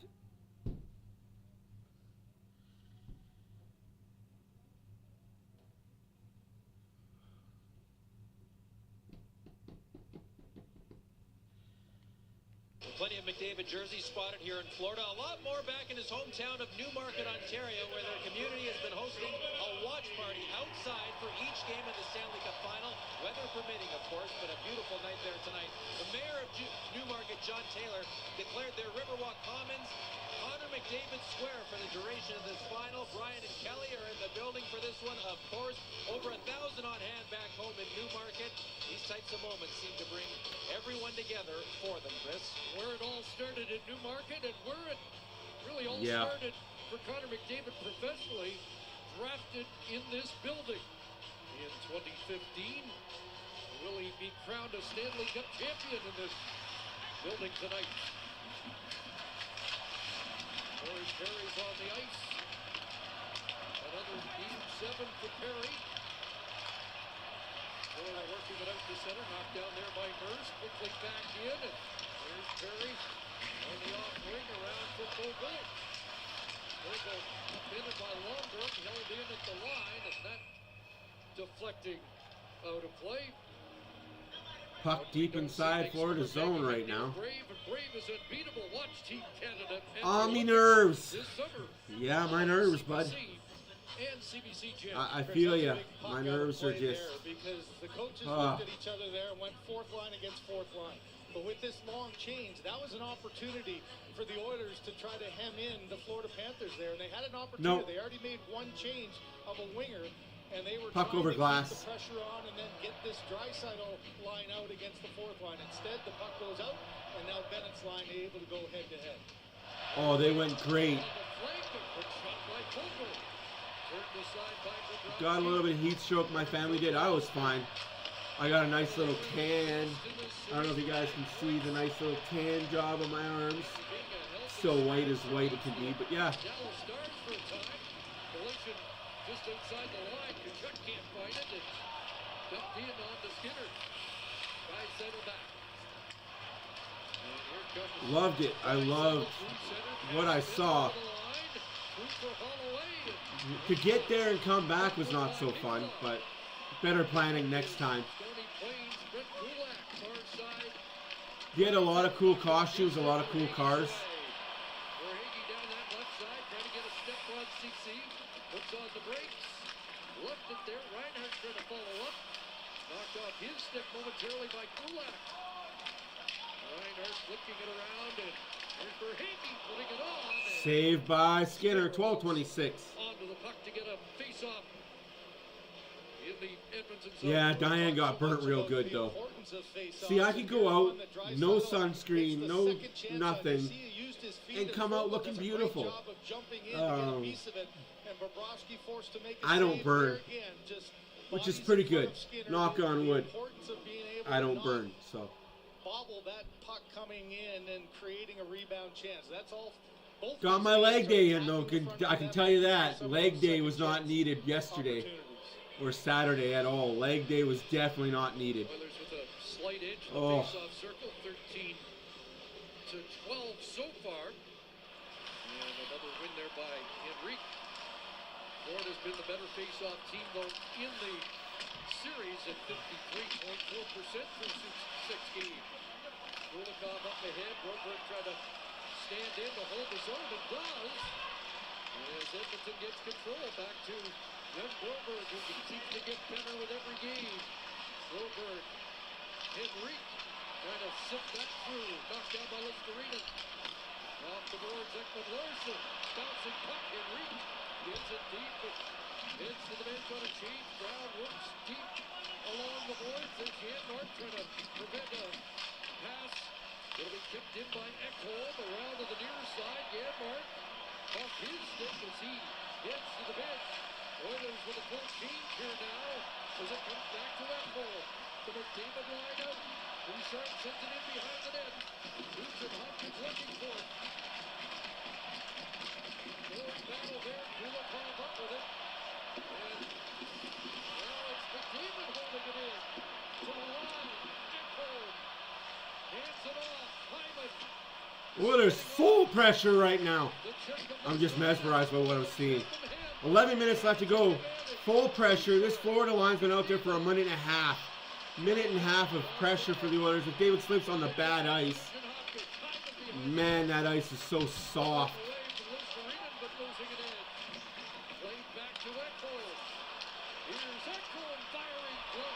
Shot, save, no rebound.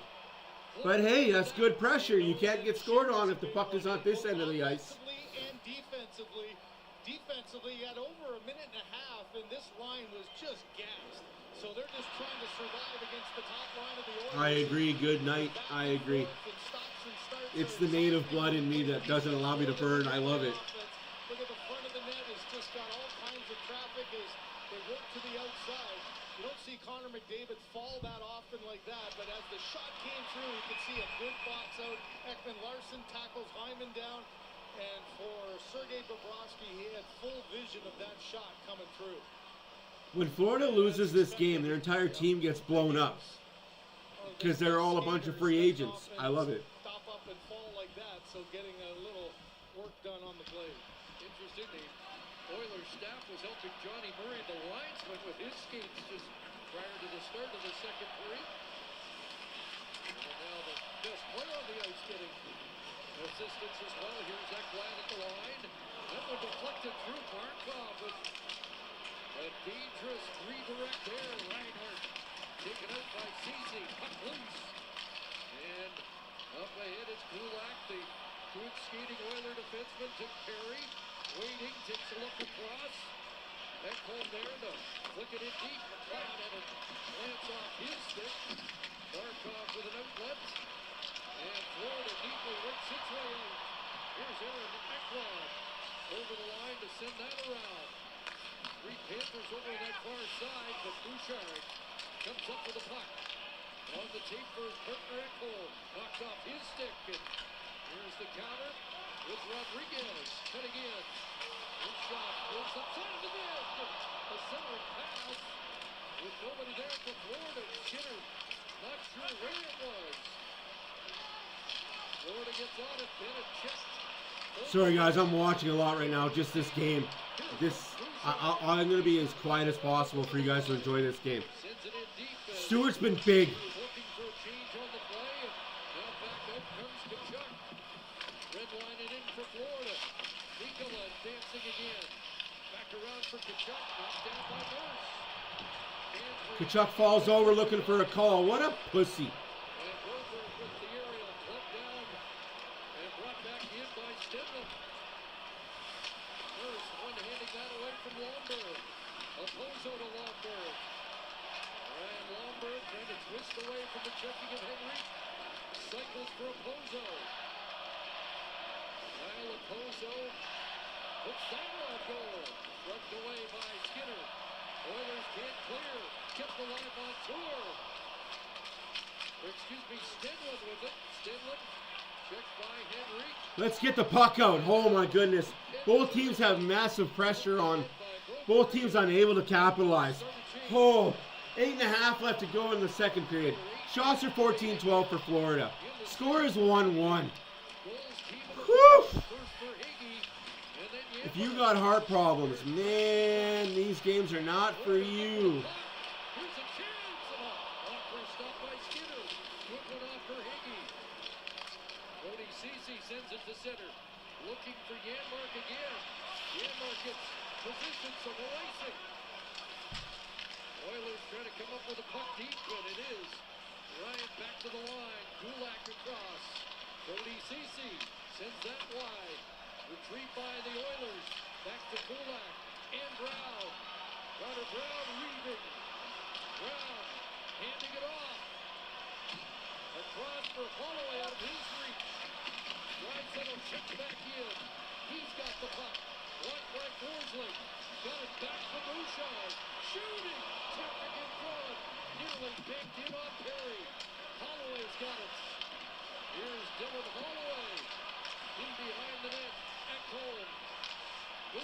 Bouchard to Draisaitl. Back to Bouchard. Somebody gets his stick chopped out of his hands. I think that was Perry. No call on the play. How? And then a trip. And the ref says that was a partial dive. Holy fuck. So I guess it was a partial dive when the player chopped Perry's stick out of his hands too, right? Wow. Just unfucking believable. Barkov there, checked as Nugent Hopkins goes to work on the Florida captain, played to the line, past Bouchard, but Ekholm strides back ahead of Listerina. Man, that leg that you apparently broke in game 1. Man, that healed up real quickly, eh?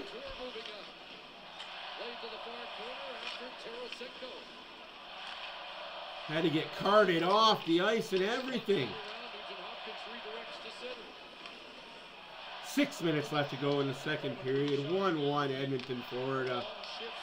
Shots are 15-13 for Florida. Game 7. Series tied at 3. To Bouchard, now Nugent Hopkins, the change underway. Nugent Hopkins, a backhand, in front. Brown took a whack at it, but Rodriguez trying to get away, and he got checked by Brown. A couple of guys involved in that play from the same elementary school in Etobicoke, St. Clements, both Brown and Rodriguez on the ice together in Game 7.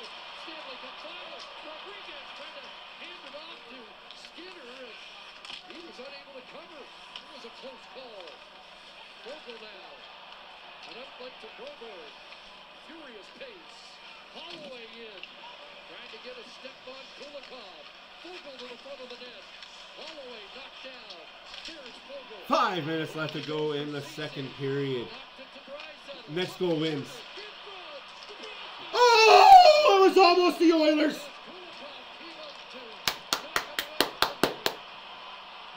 Oh. And of course, Florida goes down and scores.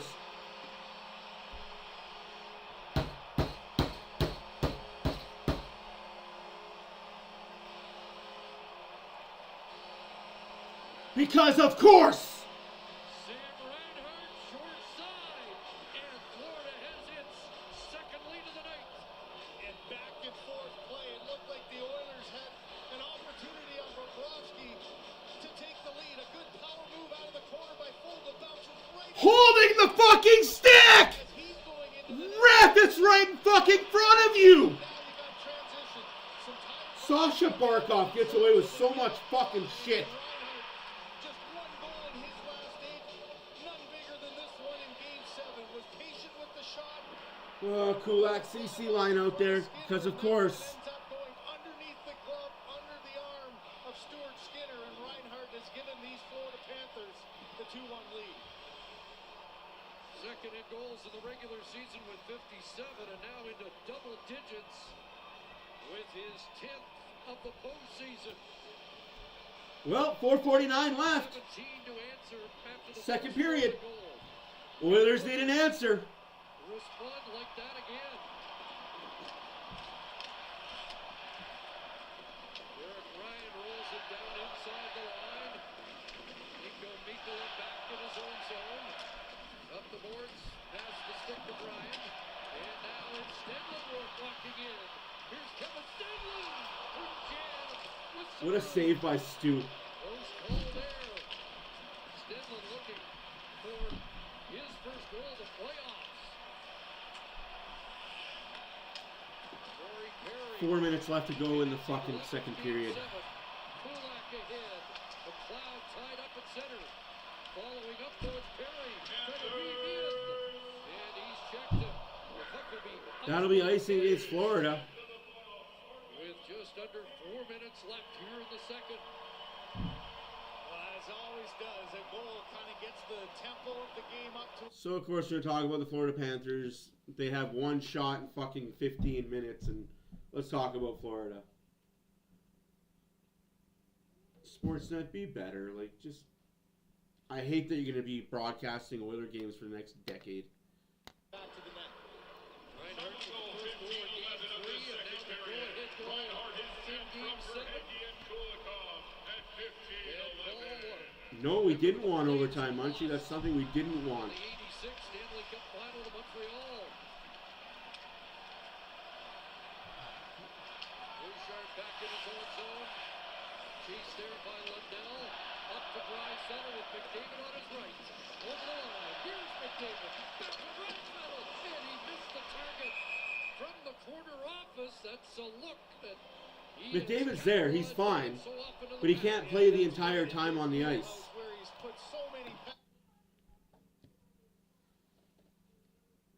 That Kulak CC line needs to get, just figure your life out, guys.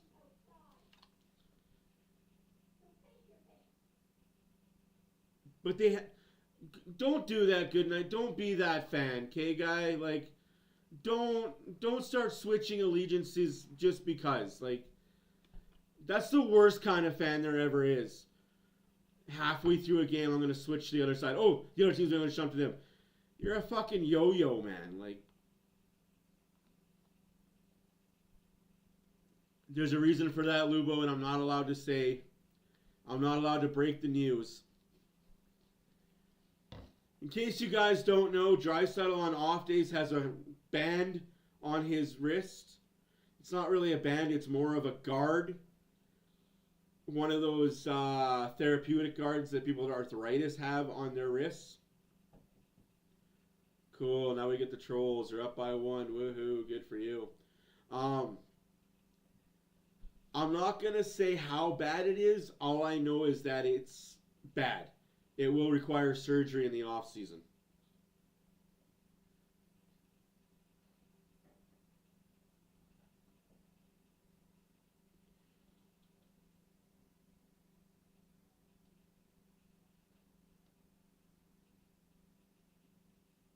Stating facts of what? That they get away with a lot of holding, a lot of grabbing, a lot of slashing. That they get away with a lot when the games are close.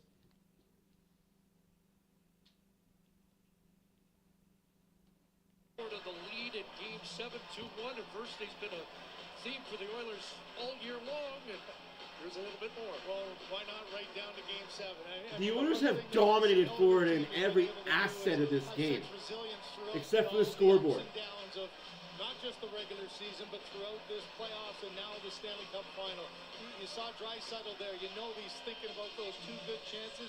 The Oilers have dominated this game. But the one thing the Oilers have been able to do is stay in games, find a way to gut it out.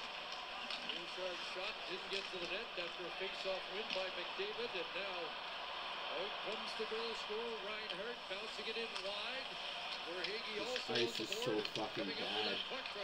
Cycling back to Reinhart, and Edmonton sends them back. Forsling off Reinhart. 3 minutes left to go in the second period, and then a must-win third. Oilers going to tie the game up here late in the second and win the game in the third. It's the Oilers thing to do. Ekblad intercepts, and Forsling flips it away. Home ahead, just out of the reach of Fogle, who's going to dash after that. Beat Ekblad to the puck, comes up with it. Centering pass off the stick. And come on, Broberg. Let's get another one of those famous goals you got. Broberg, hip shot off Bennett, and ricochet back up. That's a big play by Bennett, just mirroring Broberg there to make sure that didn't. It hasn't been even, dude. Oilers in good position. It hasn't been even. Plays it away from Tarasenko. Broberg up. A big collision there. As Oscarina stepped into Janmark. Up off Holloway and out. Back goes Mikkola. No icing.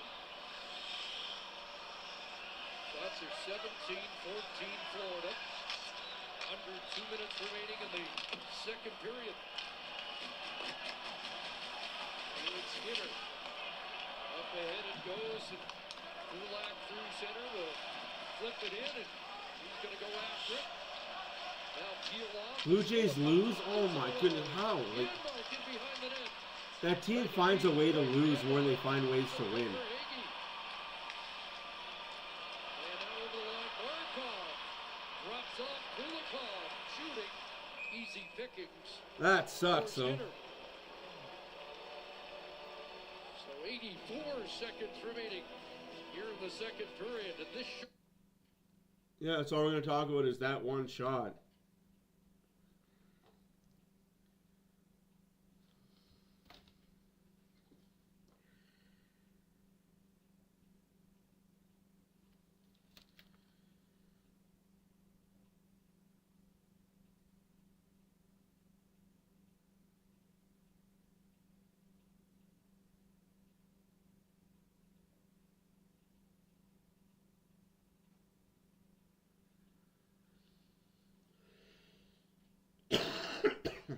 Excuse me.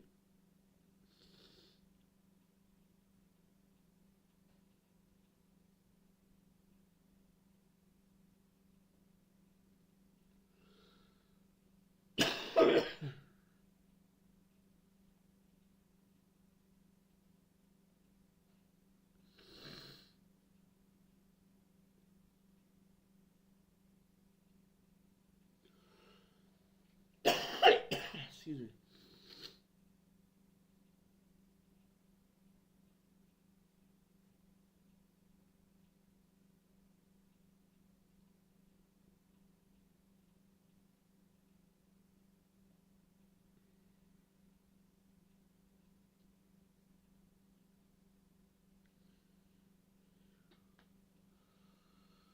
Whew.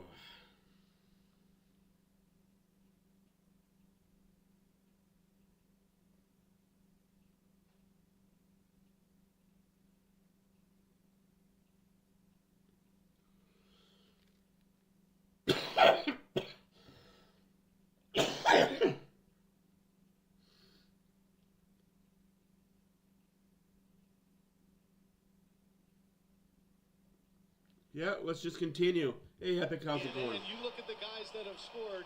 You mentioned Reinhardt, their best goal scorer during the regular season. For Hagee now, tied for the most goals. Yeah, let's just talk about Florida. All Florida all the time. That's not icing, cheap freaking ref. Good on the Rays for winning. Rays are doing what the Jays can't do. Win, win, win, win.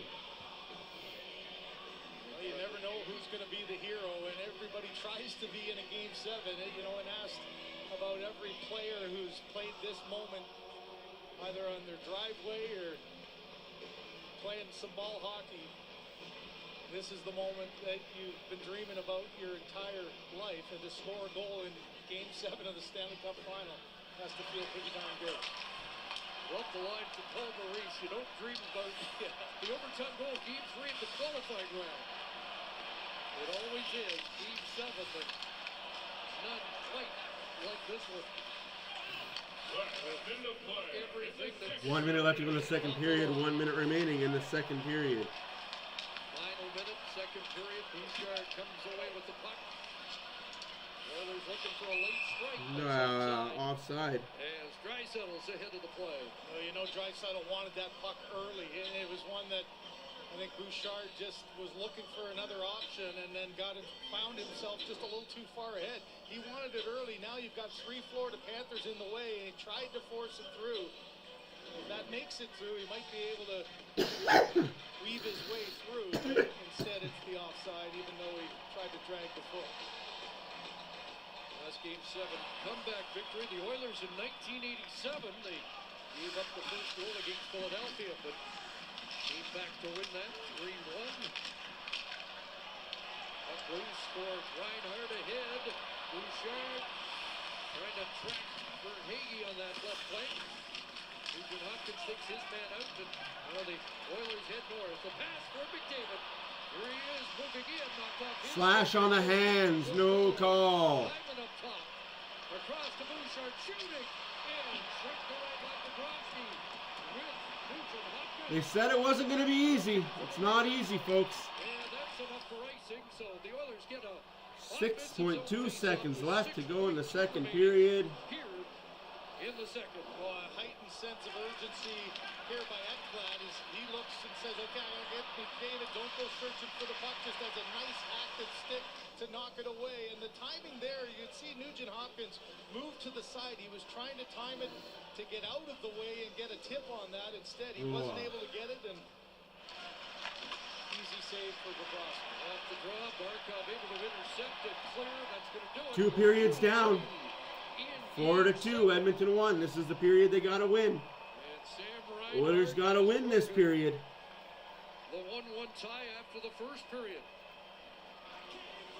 If it wasn't pro Florida after the first period, it's definitely be pro Florida after the second period.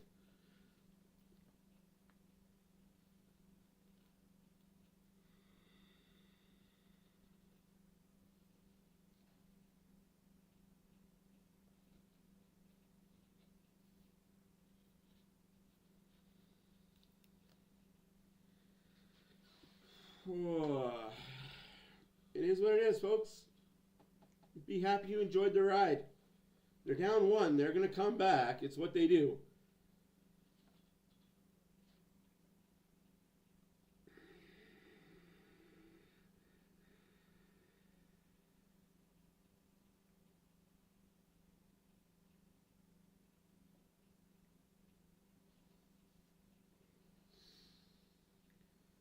Whew.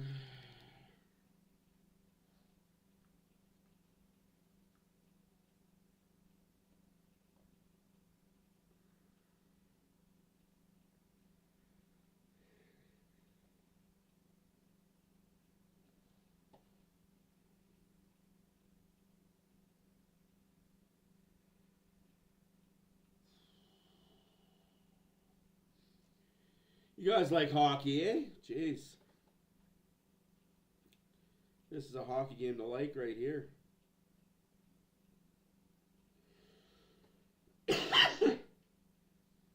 Oh. Excuse me, man.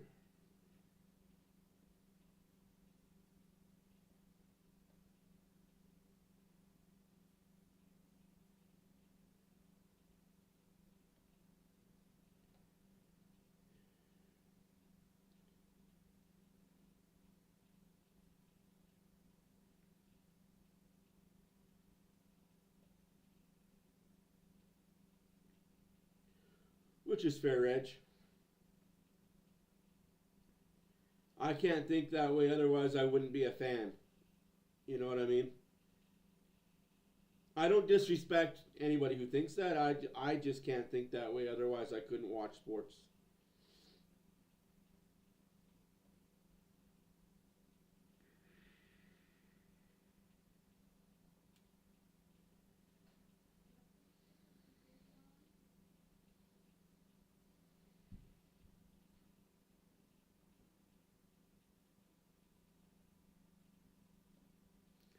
Oh, we believe. There's no loss of belief in here, my friend. Oilers are definitely coming back in this one. But even if they don't, right? Like the fact they forced a Game 7 when everyone else said they couldn't. Go tuck yourselves in. Like everybody counted them out.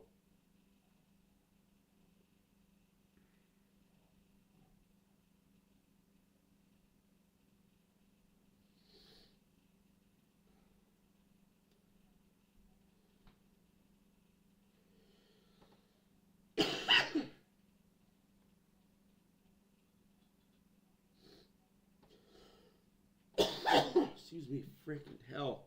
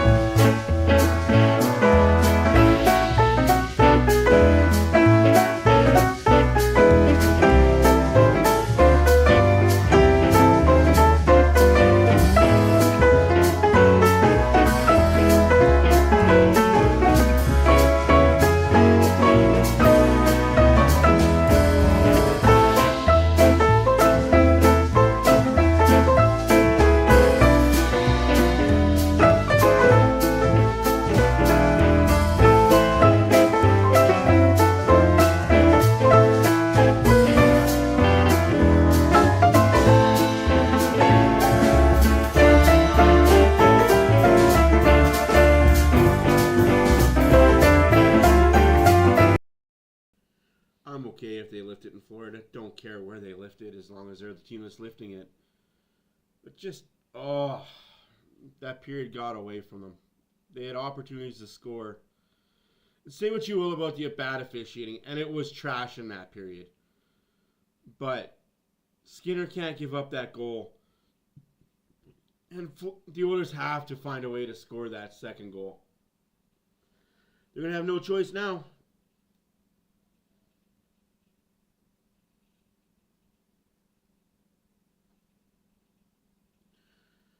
Toronto, Detroit Kings, and this other teams. Why is it a nightmare game? It's not a nightmare game at all.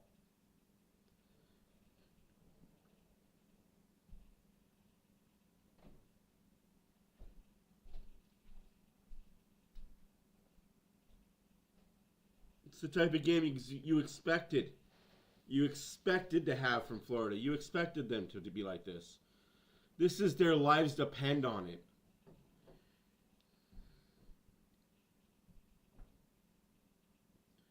Guys, Florida's down to 7 players after this season is over. They have 15 to 16 unrestricted and restricted free agents.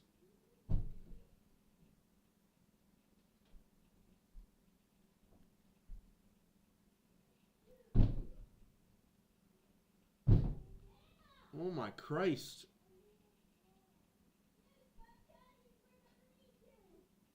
Oh, I'm playing a version of Putting on the Ritz. It's the YouTube allowable version. The non-copyright, YouTube compliant. If you go to YouTube compliant playlists, this was on it. I like the Ritz. I like Frank Sinatra, so this was just perfect for the intermission.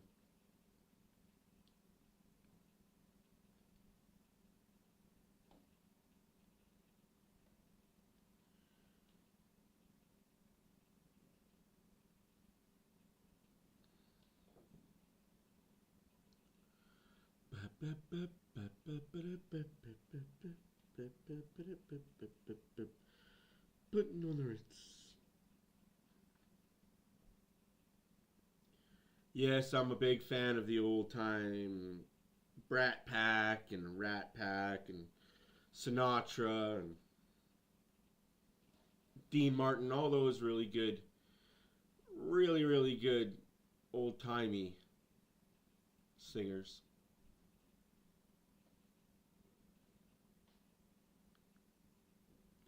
I should do CFL games? It'll all depend on what time they are and when they are.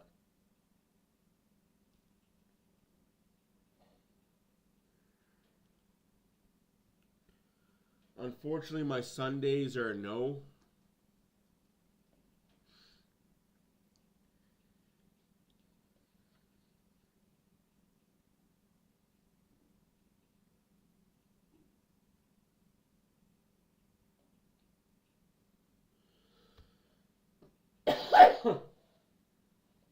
Man. What a crappy time to get whatever I'm dealing with.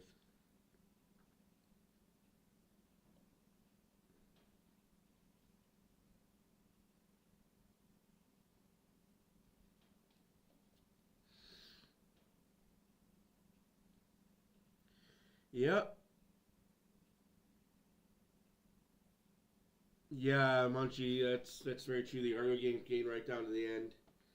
The Rough Riders didn't wait till the last second to win it by a field goal. They destroyed Hamilton on Sunday. What a good game that was. Way to start the season off at home. 3-0.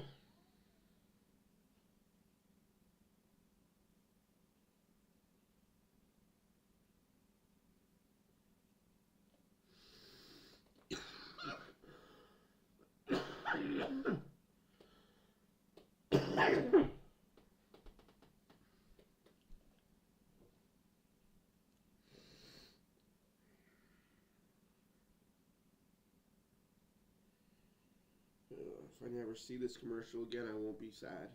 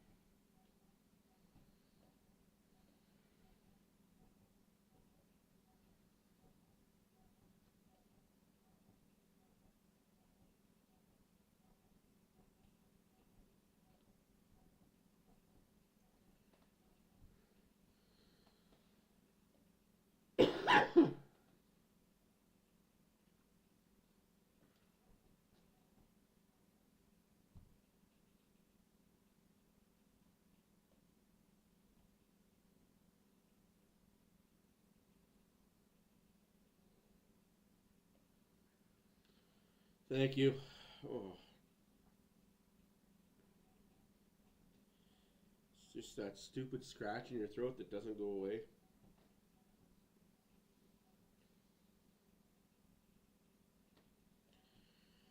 I think Drystone and David have to have the best period of their lives right now.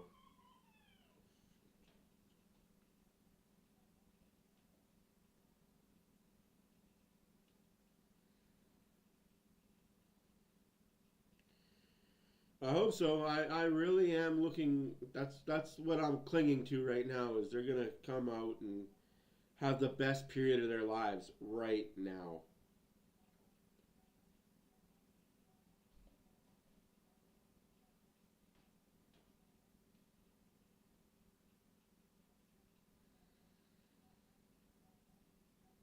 Oh.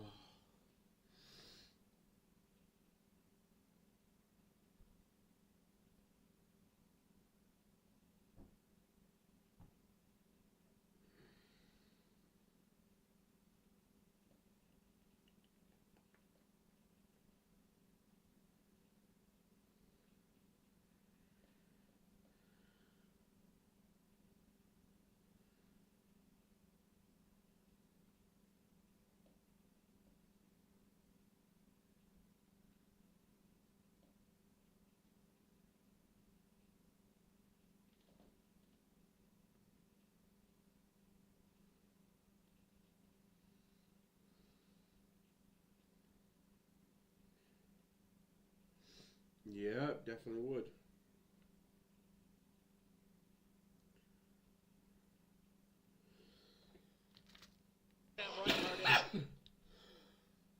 The big one is the goal that Florida leads by after 2 periods. Zach Hyman saying this morning it is a different animal, this Game 7 of a Cup final, than anything else they have been through to get to this point. And one more comeback required for the Oilers to win this whole thing. Chris. 2-9-1, down 3 in the series, so 1 goal deficit headed to the third, not the most monumental task of the season, but Florida 19 consecutive playoff wins when leading after 2. Well, you heard Sam Bennett talking to Kyle saying they didn't want to take their foot off the gas. Oilers lose that first face-off. The 1-goal lead. Will be interested to see how aggressive Florida is here to start the period. Fourth lines start again. Edmonton needs the next one. Just like that, they almost give up the 3-1. Down to the line for Ekman Larson. His shot knocked down. Broken stick on the play. Brown trying to get to the bench. As Ekman Larson sends it around behind the net, it reaches Tarasenko, trying to sweep it in front, and got that puck on net. Now dumped out at center. Janmark. Will be checked there as Forsling stepped up. And now Bouchard trying to roll it ahead, unable to get that past Forsling. Sloppy for period to start. Sloppy first minute. That ice is supposed to be fresh, and it still looks so choppy. Thank you.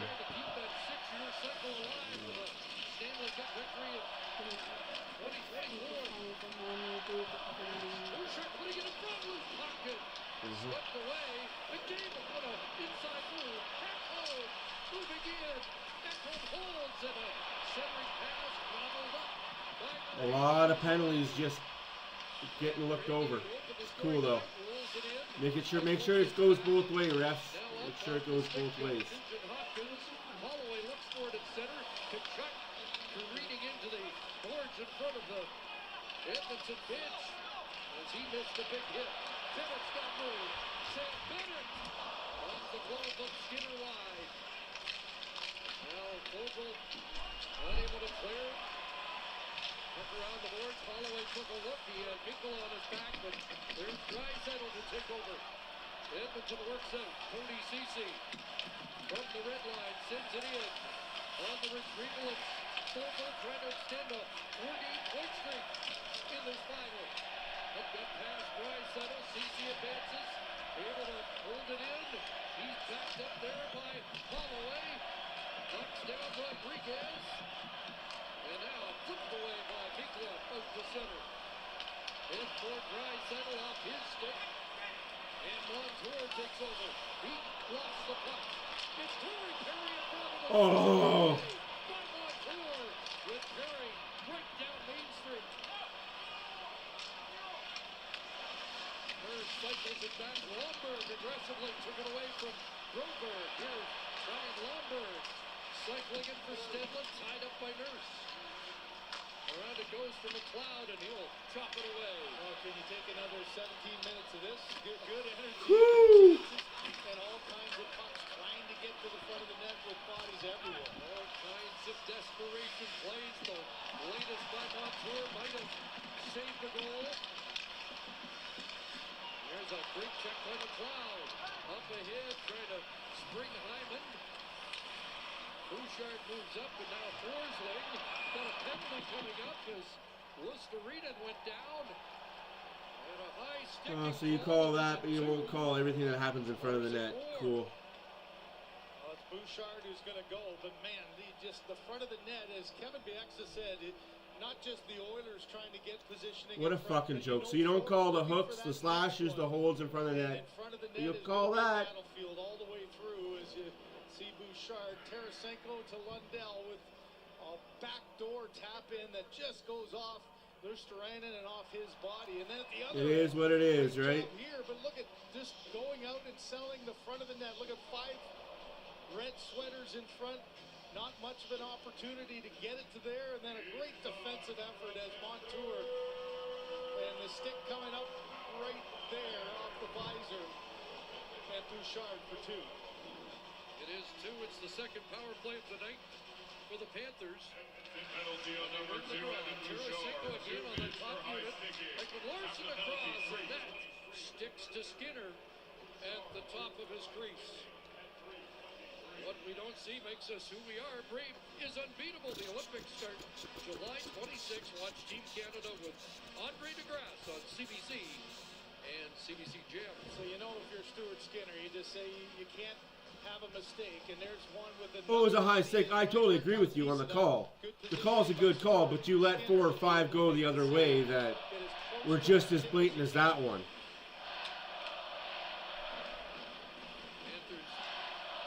Yeah. Unfortunately, I'll be in the toddler stage for another 6 years. Tarasenko over the line, deep for Barkov and Reinhardt behind the net. CC and Ekholm there defensively, tying it up along the boards. Loose for Nugent Hopkins. And the Oilers turn the back. Oilers got to fight through it. That's all. They just got to fight through it. Got to fight through the bullshit.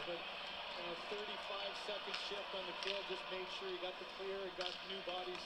Fresh ones out there to kill. Well, they have outscored the Florida power play in this final. So far, maybe one here. One-man break. Brown drives the lane for Brown, and he was unable to redirect that. Now has to hustle back. Rodriguez is on the move. Broberg tracking him. Around behind the net for Lundell. Back to Rodriguez. Second unit up now. 45 seconds left to go in the power play. 15-20 left to go in the third period. I'll get the periods right. English, my first language. Behind the net. Lundell again. Off the boards. A shot. And that missed the target too. Comes to Ekblad. Slip ground for Hagee. Bennett far side. Oh. 21 seconds left in the power play.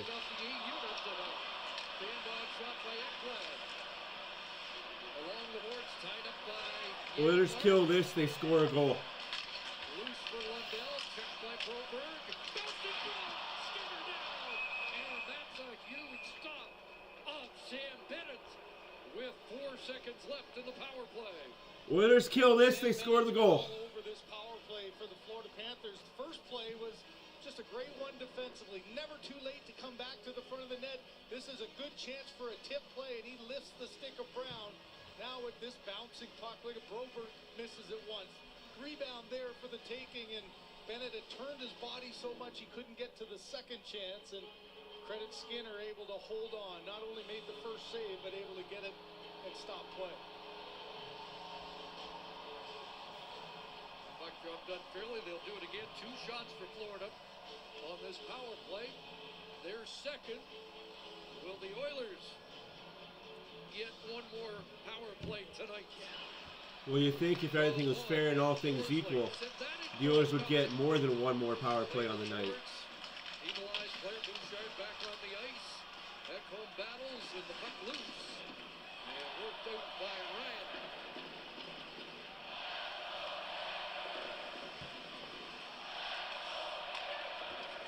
That's 19-15 Florida. Oilers 1 shot away. And that is into the Oiler bench as we check in with Kyle. Chris, for the final time, final reminder, the final draw for the largest 50-50 raffle in professional sports. It's tonight after Game 7. The jackpot is currently north of $19 million in support of the Edmonton Oilers Community Foundation. Get your tickets anywhere in Alberta at edmontonoilers.com/5050 before tonight's draw. Oilers fans hoping for 2 jackpots here tonight, Chris. Yes, that jackpot slightly more than the 170,000 that's on the board here at the Panther 50-50 draw tonight. Here's Skinner, hands it off. There's Draisaitl with McDavid. That pass broken up, turning back in and Bennett. Along with Tkachuk. Pass intercepted by Bouchard. Tkachuk really got it back. Ekholm up into Bennett. Fans wanted a call. Don't get one. Draisaitl's out to now Ekholm. Back to Draisaitl, trying to cut in against Forsling. Knocked down by Forsling. And the puck out past Bouchard off the stick of Tkachuk.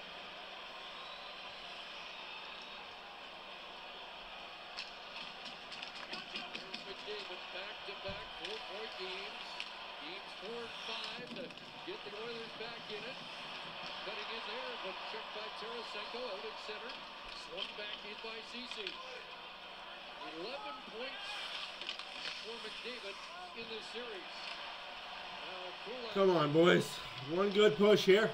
Off the boards, Corey Perry in, and McLeod after it. He's got Vogel on the left side. That broken up, and Lundell starts out. Plays it inside the line quickly. In transition, back comes Edmonton, and the glove stop by Bobrovsky on Vogel.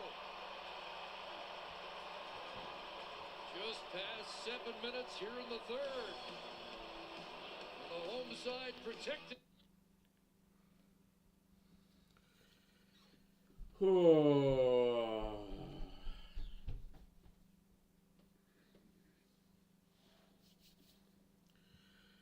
Oilers got to find one.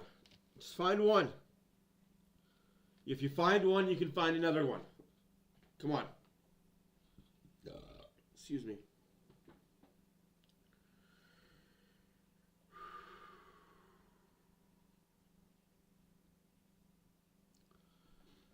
Gotta find one.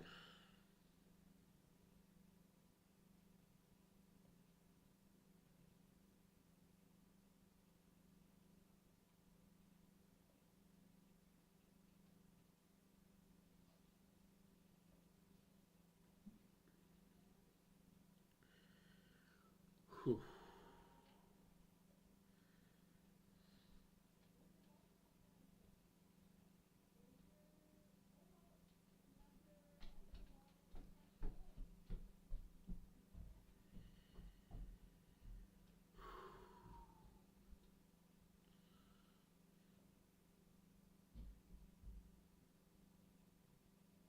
I don't see it that way. Shit performance by who?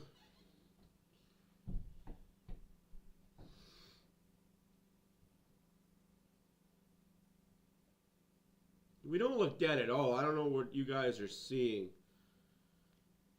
7 with the Stanley Cup on the line. And Connor McDavid's Like, points facing elimination this year. I guess I just don't see what you guys see. I don't see a team that looks dead or tired. You get I see a team that has a lot taken out of them because they had to win 3 games to get here.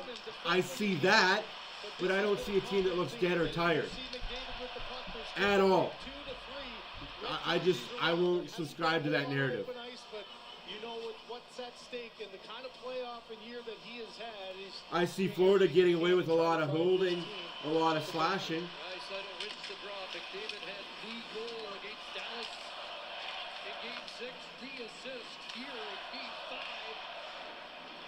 But I don't see a team that's tired at all. Holds on to that. For Chris Knobloch too. Holding back, reserving maybe, okay. Lineup changes at various assorted times. But again, I'm just the asshole with an opinion. I don't know. McDavid and Zach Hyman, and why not? Your season's on the line. He's been able to pull all the right strings to get this team here, and you can see the tension on the young coach's face with 12:39 left in a 1-goal game. McDavid at 18 minutes and change. Draisaitl just over 15 minutes. These extra days between games, and neither player taxed time-wise in Game 6. They should have a full tank here for a heavy third period of work. That was dumped away by Reinhart, and McDavid back in his own zone. It's fair, but you got to fight through it. Hagee up into McDavid, who looked around for a call. Trying to come up with the puck in the Panthers zone. It ends up in the... Right there, McDavid gets hauled down at center ice. We don't get that call, though. But if that was Tkachuk that blocked on the ice, arm goes up instantly. You know, for Paul Maurice, just try to keep the pressure on. Sick of the narrative, though. And the one thing that when they've been able to contain McDavid, you saw Contain, okay, yeah. Hold, clutch, grab, slash. Different layers of support and not allowing him the free ice where he can make things happen. Best defensive team during the regular season. The Florida Panthers. And they have tightened things up here in Game 7. Past 8 minutes of the third. Bouncing puck, and now set away at center. Broberg jumping up. He's going to get to the puck first, deep in the Florida zone. Trying to cycle it back and get a skate. Nicola tied up. Around it goes past Liz Arena. And is that icing? It is. Icing against Florida. I looked at the Oilers bench with the icing, and Chris Knobloch never even said anything. Leon Draisaitl had a bottle of water in his hand, and as soon as the whistle went, he just jumped out. So, reminiscent of star players, they know their role, they know the opportunity. You get an icing, and here you go in the offensive zone. 11 and a half minutes left to go in the third period. 2-1 Florida. Shots are 19-16 Florida. Florida's 0 for 2 on the power play. Oilers are 0 for 1, but look really good. McDavid hands it off. Here comes Draisaitl. Great move. Draisaitl swings in behind. Holds on, takes a lap. Bouchard at home. One shot got through with Hyman on the doorstep. Draisaitl, here comes the push. Ekholm shot. Get a skate in front. And Florida's going to get out. Listerine into the red line. And he'll dump it down to get a change. Sam Bennett comes out. Ekholm works Rick wide. Draisaitl's got it. Fogle with them now. It's the centering pass is intercepted by Bennett. Up ahead. Here come the Panthers over the line. But That's offside, Florida. Offside. We talked about the battles in front of the net, and for Zach Hyman, there are times when he tries to get off to the side for that little bounce in, build the wall, and try to get it to back off you. Instead there, though, the shot came a little bit earlier, so he wasn't able to get into the eyes of Bobrovsky, and said it so many times, it's the pass side to side. If the goaltender loses sight of that pass, often can't get there in time. That time Bobrovsky able to track it and get there for the save. Face-off win for Edmonton. It's up ahead and hooked into the zone, but quickly played back out. This is going to go for another Icing again against Florida. Florida's just trying to hold on right now. Trying to hold on. Too many shifts in succession there, and you know fatigue becomes an issue. You got lots of time left, and you know that Florida, the way that they're playing right now, They're in that defend mode, so chances are you'll get a number of icings here in the last half of the period. Got Ryan Nugent-Hopkins centering this line now, along with Fogle and McLeod. And off the draw, Rodriguez able to pull it back. In the corner, they jammed there. Ekblad down, trying to hold it at bay. It's played ahead for Kachuk, working it along the boards. Desperation, trying to clear it, doesn't Step on that little prick's finger when he puts his hand on the puck. Here's McLeod cycling it down. In the corner, Nugent-Hopkins doing some work against Ekblad. And now Ekblad took it away. Tried to clear, hit a leg, and now it's played back to the Edmonton ice. We're past 10 minutes of the third. Yeah, you'd think it would, but no. 7. And Edmonton a shot away. Ceci rolls it ahead, chopped to Holloway. Knocked off his stick by Ekman Larsson. And Perry will play it. Oh, fuck Nurse, man. Darnell Nurse, who's a +6 in the last 4 games. Corey Perry, Rick Wide-Grover neatly took that pass. It was in behind him. He gets out along the boards, but the Oilers continue to pressure. Nearly came up with it, but bounced over the stick of Holloway. Still not out, and now Kulikov makes sure, but that's icing against Florida again. 9 minutes left to go in the third period. Oilers just need to win a draw, capitalize, and score. There's a combination of the majority of the fourth line. Reinhardt is still out there. He's the only one that was able to get a change. The others. What do you mean, Bob? Like, what do you honestly mean, man? Tell me any other fucking team in the history of the fucking NHL that would be down 3-0 to even get here. Tell me a team in the last decade that has even done what the Oilers did. Fuck, I hate you fans that are just like, oh, here we go again. How do we get here? We're losing this bad. Are they getting blown out? No, it's a 1-goal fucking lead. Fuck.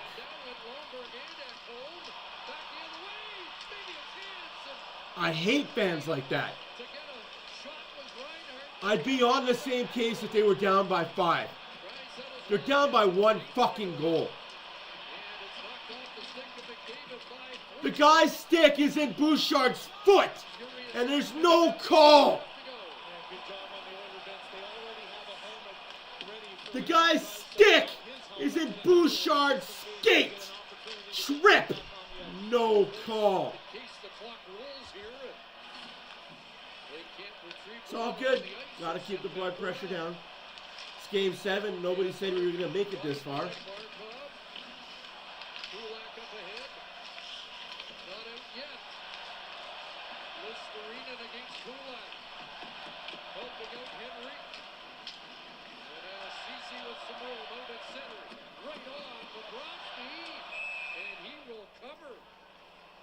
Like, I'm sorry, Bob, but I hate fans like you. And I'm not saying you specifically. I'm just saying I hate fans like you. That when it's good, oh fuck, we're the greatest team in the fucking world.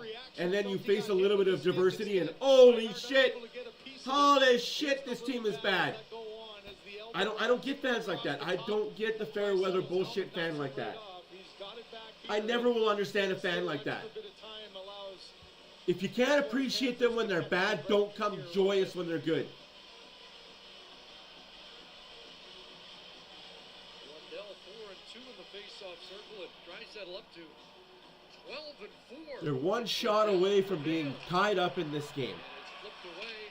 Would have been a commercial timeout, but for honestly, shot that Bobrovsky covered it, we will stay here once again on this icing against Florida.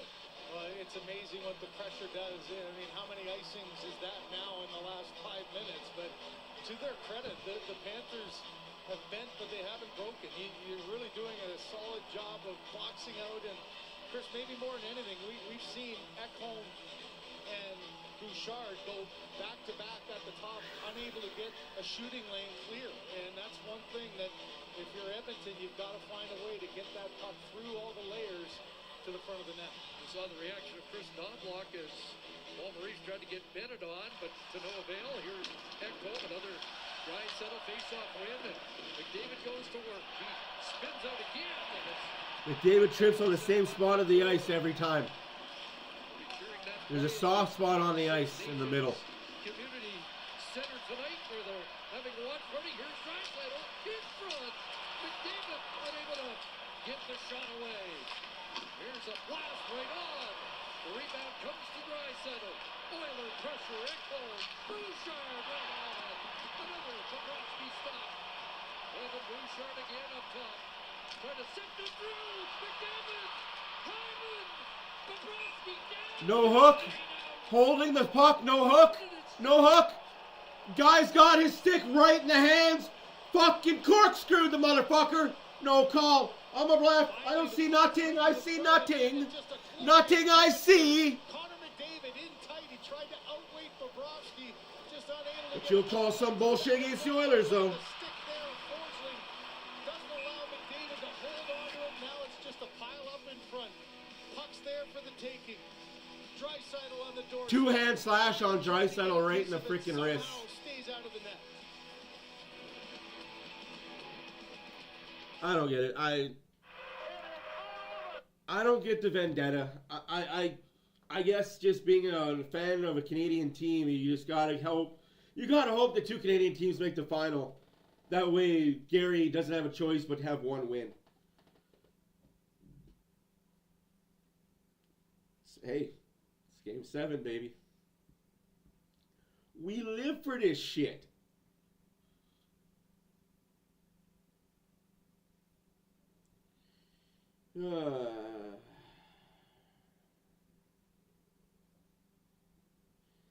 Yep, the Oilers got to figure out, they got to find a way.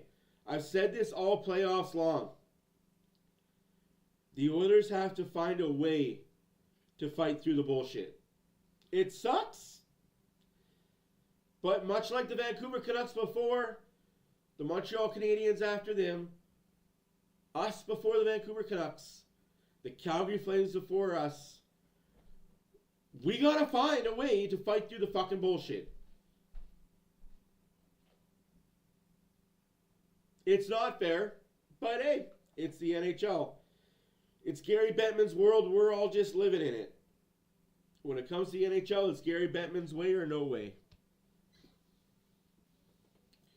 And I'm sick and tired of this fucking troll in charge of a league that he has destroyed.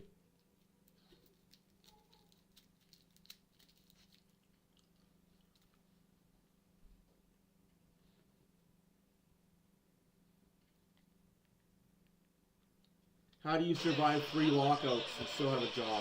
Partner during the run last year, he said for Bobrovsky, everything is about being the best version of a goaltender possible. Switched things up, stayed off the ice yesterday, got his work in this morning, and you saw the fury there moments ago. He's keeping them in, Chris. 21 of 22 so far for Bobrovsky, but the Oilers surging here, pressing for the equalizer. Connor McDavid in front, swing and a miss there by Draisaitl slashed on the wrist again. in front of the net. And McDavid And that's playing that offside. inside the line, and they're going to call a high stick. Boy, these shifts are just stop and start and frantic. If you're trying to defend against this quartet of offensive-minded players, look at just the quick little moves. That was a great stick there by Forsling. Good drop coming back to the front of the net by Reinhart, because it's like chasing your tail. The stops and starts, and McDavid's been active with the puck, but man, he's been frustrated. He hasn't had much open ice to get that puck through to the front of the net. You mentioned about 3 losses. The save percentage of Bobrovsky, .793.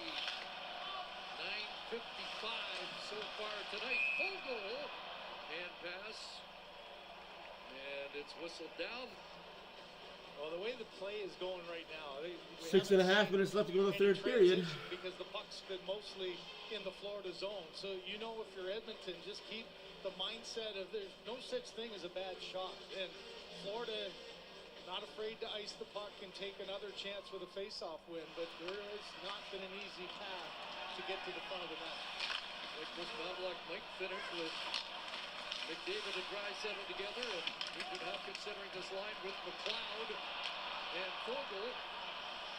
Sam Bennett on the delayed offside up for Evan Rodriguez. Flipping that in. And to tie up the puck in the One bad play. Kachuk in the middle of it.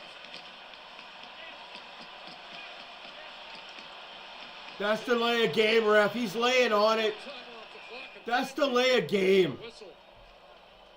All the way out. Yes, good call. Under 6 minutes remaining. We will set a step aside. I agree, Edmund. It's the last game. Of course, you had to see it coming. Like, as an Oiler fan, you had to see this game coming from the officials. You had to. As an Oiler fan, you had to see this game coming from the officials.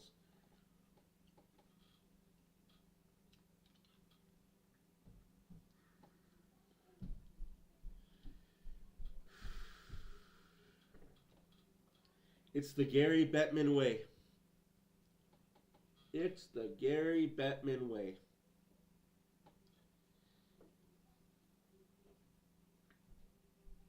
It is what it is, though. Oilers got to fight through it, get the next goal. They win. They get the next goal. This game is theirs.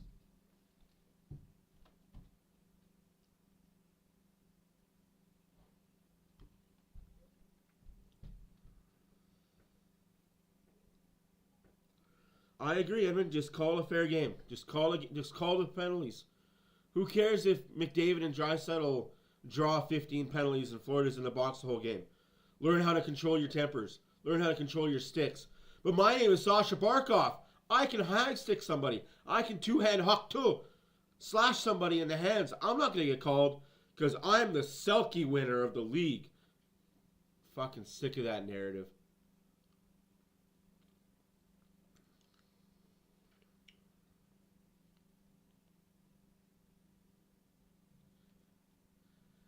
Stanley Cup Game 7s these players experienced in their driveway, their basement, the ODR in their minds was the Stanley Cup itself. Bill Pritchard finally able to polish that baby up, and doesn't it look gorgeous as we still await who gets to borrow it next, Chris. The White Club night, after it stated its case for 3 consecutive games.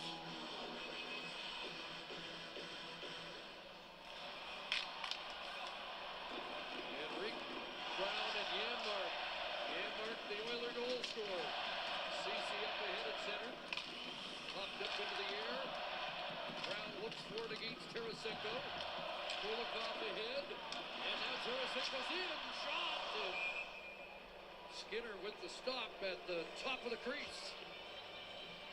Well, for Skinner now, it's just been watching the pressure at the other end. This one gets a little bit of the stick of Ceci, so it makes it a more difficult save. You see the last second reaction as it almost slipped under his arm. He did a nice job of keeping that elbow tight to his body after the deflection.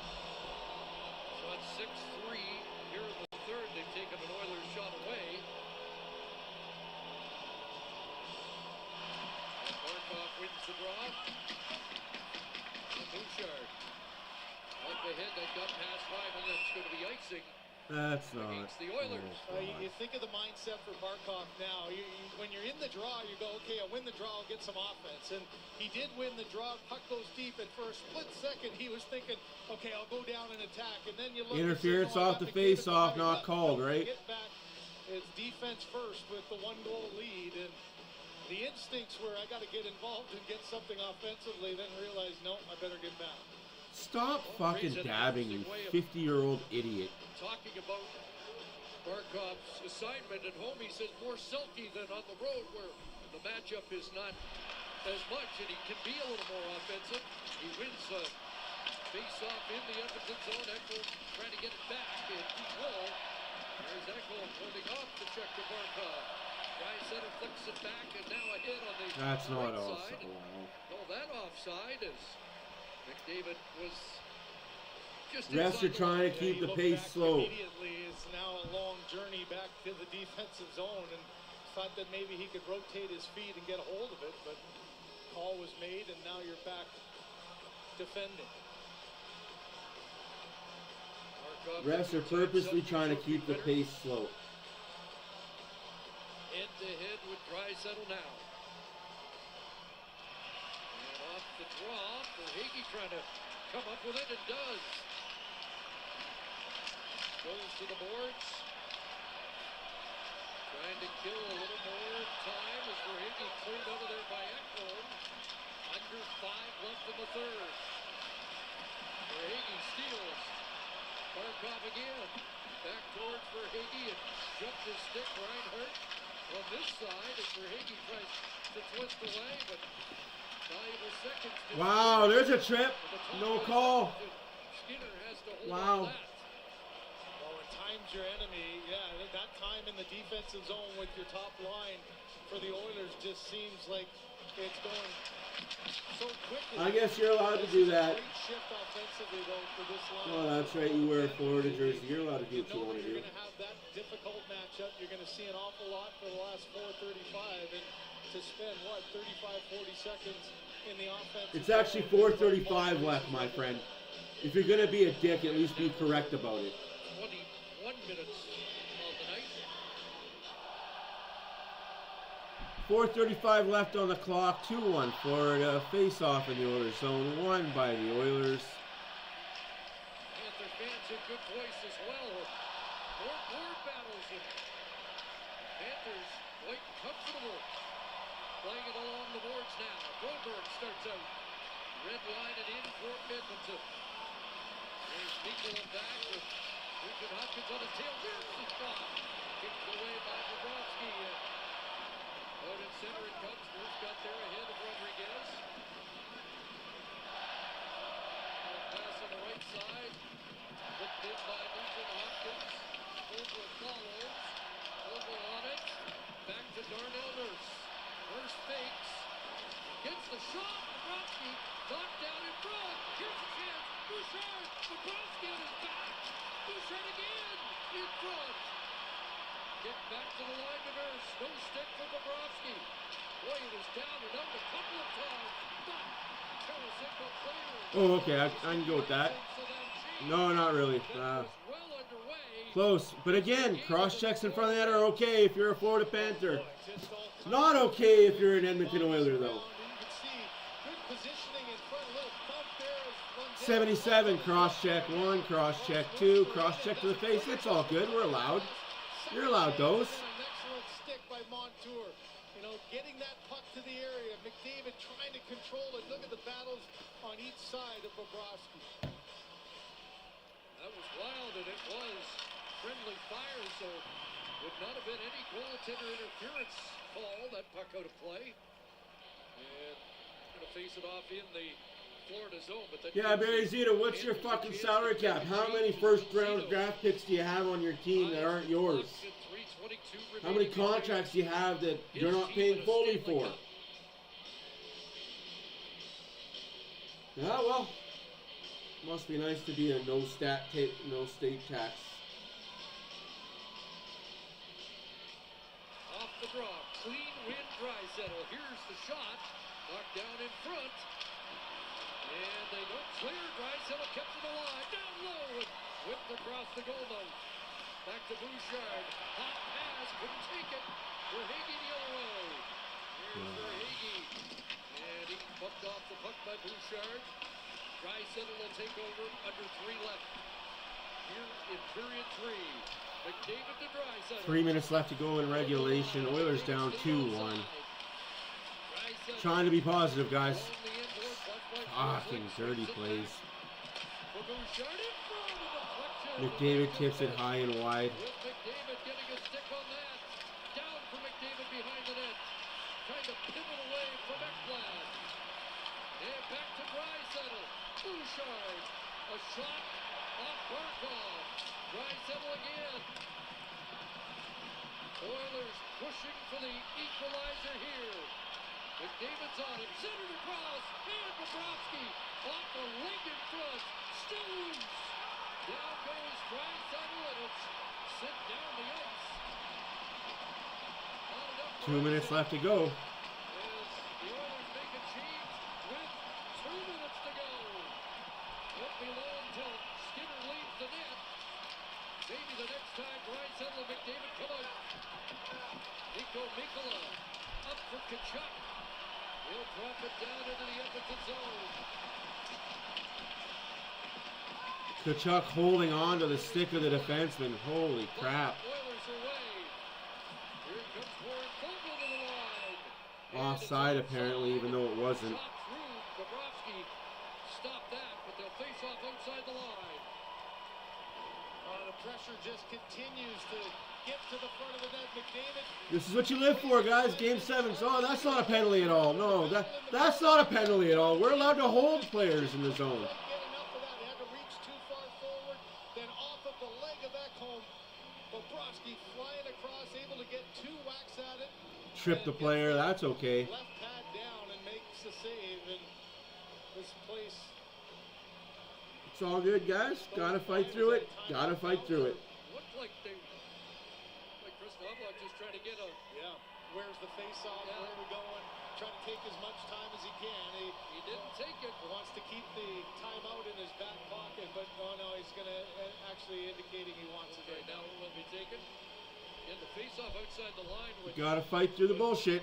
likely discourage them from pulling Skinner right now, or not. Well, and also, so now you just got to drop and play. He's got to get control here in the neutral zone, but it's twofold. You'll have 2 types of plays. One off of this face-off here to get control and get the zone, and then you have another one drawn up if you get a quick face-off. Keep the timeout in your back pocket. You might need it a little bit later on. It just couldn't hold on to it, though, because you got tired bodies and you want to make sure you get your point across. Oilers with 1 goal, 6 on 5 in these playoffs. Season's not over yet, man. Holy fuck, I don't understand fans You just like see you. the angst. We saw in Game 5, Bill Zito frustrated with the way things had gone. I don't get that mentality. Kenny Holland. Season not over till that says 0-0-0 and Florida's hoisting the The cup. Edmonton Oilers, their first Stanley Cup since 1990.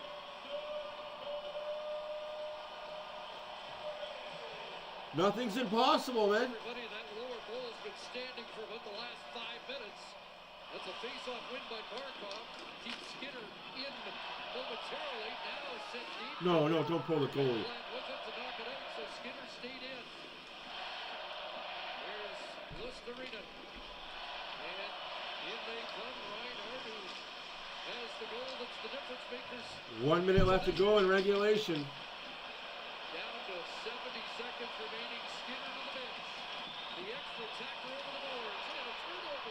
What a bad giveaway. But now we're down to the final minute. Last minute of play in the 3rd period. David leaned on by Reinhardt and played back into the Oilers zone. Apparently that's not icing, says the ref. Interesting. And on to the right side, off the stick of McDavid deep. Fed flat around. Knocked down by Draisaitl. Can't control. Rolled ahead. Evan Rodriguez against Bouchard. Tucson to the net. Here's Rodriguez. Centering it. That was broken up. Oilers still alive. Rodriguez again. Sent it by. Running up. It's okay. They're not calling anything. You got less than a minute left. Don't call anything. You haven't called anything all game. Why start now? Assault. Put down the ice for icing. Into the corner. Florida trying to keep it there. Clock is draining. And for the first time in their history, the Florida Panthers are Stanley Cup champions. Hell of a fucking series, boys. Congratulations to the Florida Panthers.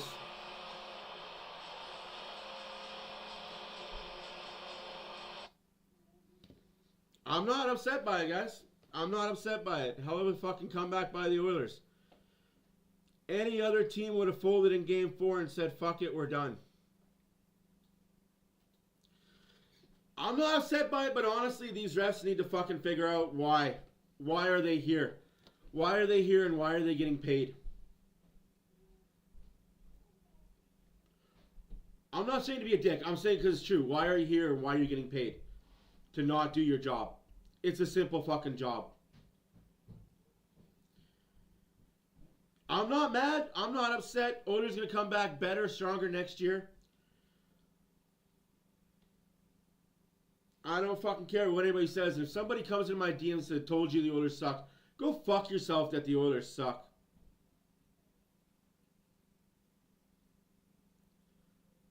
No other team. No, Dan, what do I have to be upset by? A team that came back down 3-0? You're a fucking moron if you're going to be upset. You're a fucking moron if you're going to come in here now and start saying how great Florida is. You're a fucking idiot if you're going to come in here and say how great Florida is. You stupid, mundane piece of shit. Like, why be upset? Why be upset at the fact that the refs put the whistle away at the wrong time of the game? Why be upset at the fact that the Oilers are down 3-0 in the series? You are a 13-year-old bitch. I'm a 13-year-old girl. Well, you are a 13-year-old bitch girl. So, hey, how's that, eh? I whine like a 13-year-old girl. Okay, buddy. I'd say meaner things, but I'd get deleted. I'd say meaner things to you that would make you go talk to your therapist, but I'd get deleted off of YouTube, and I really don't need that. Keep hiding behind a fake name and a fake profile, you fucking cunt. Fucking love people like you come in when the game's over and chirp. Fucking useless tits, man. Useless fucking tits is what you are.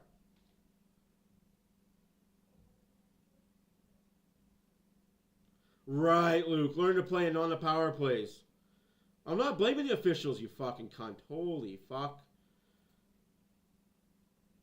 You are really one of those fucking cunts I got no fucking time for. Adios, you fucking loser. Love fans that come in at the last second, start chirping like a fucking idiot. Like, just get the fuck out. Yeah, you as well. You fucking idiots. So, I mean, this is what I love about fans of any team. They come in when something bad happens and start chirping. Like, you guys are fucking retarded. You can't grow a fucking set of balls and come in here and chirp when Florida was up 3-0 and blew a fucking 3-series lead. No, you can't do that. You gotta be little fucking baby bitches come in at the end. I have no respect for fans like that. I got no time for it, no respect for it. You got that small dick energy, whatever, that's good for you.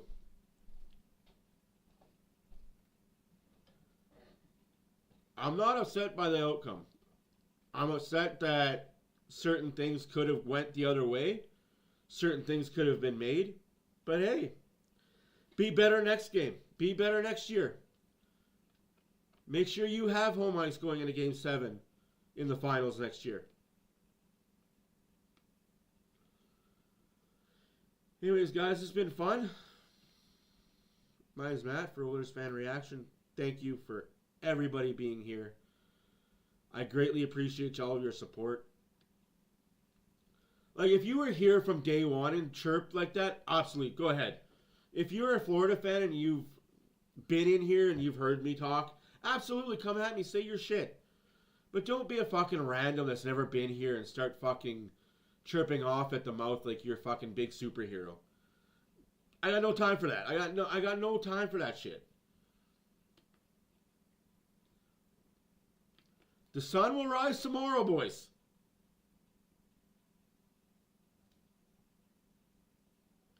Oh, yeah, this guy again. Anyways, sun will rise tomorrow. We got hockey in October. Oilers are raising a banner. Banner will be raised. It's not the banner we wanted, but there will be a banner raising October 17th. Oilers home game. Should be an interesting offseason. I kid you not when I tell you this. The bottom six will look different. Draisaitl's going to sign a long-term deal here. Bouchard's signing a long-term deal here. It is what it is, folks. Sad to see.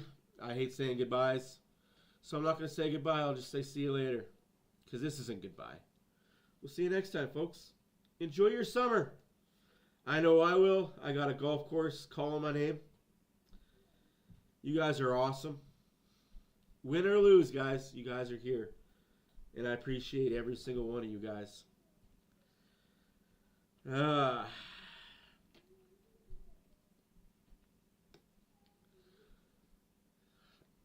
won't lie if I said this one stings. Absolutely, it stings, but it is what it is. We move on.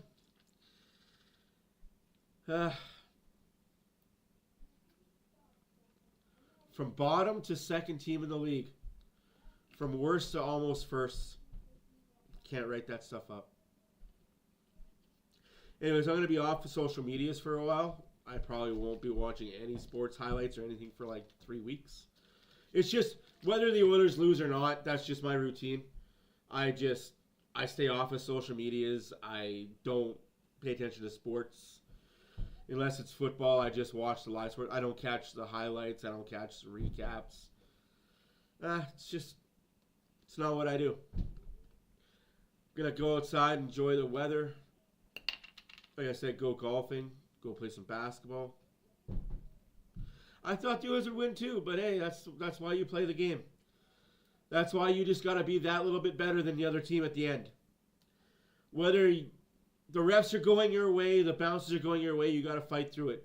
You got to fight through it, and you got to work through the adversity. So, I ignore all social media for the next month. Enjoy, guys. I'll see you guys in the off season. My name is Matt for Oilers After Dark. Thank you for your support throughout the year. Without you guys, none of this is possible. Adios. Deuces. See you guys live in October. I might do some CFL games. I'll keep everybody posted. I'll check the schedule for the CFL games, especially Rough Rider games. I'll check the schedule if any of them are on Sunday.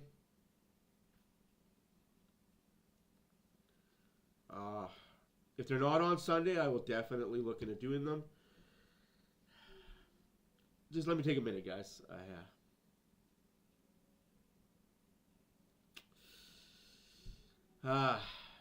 See you guys tomorrow.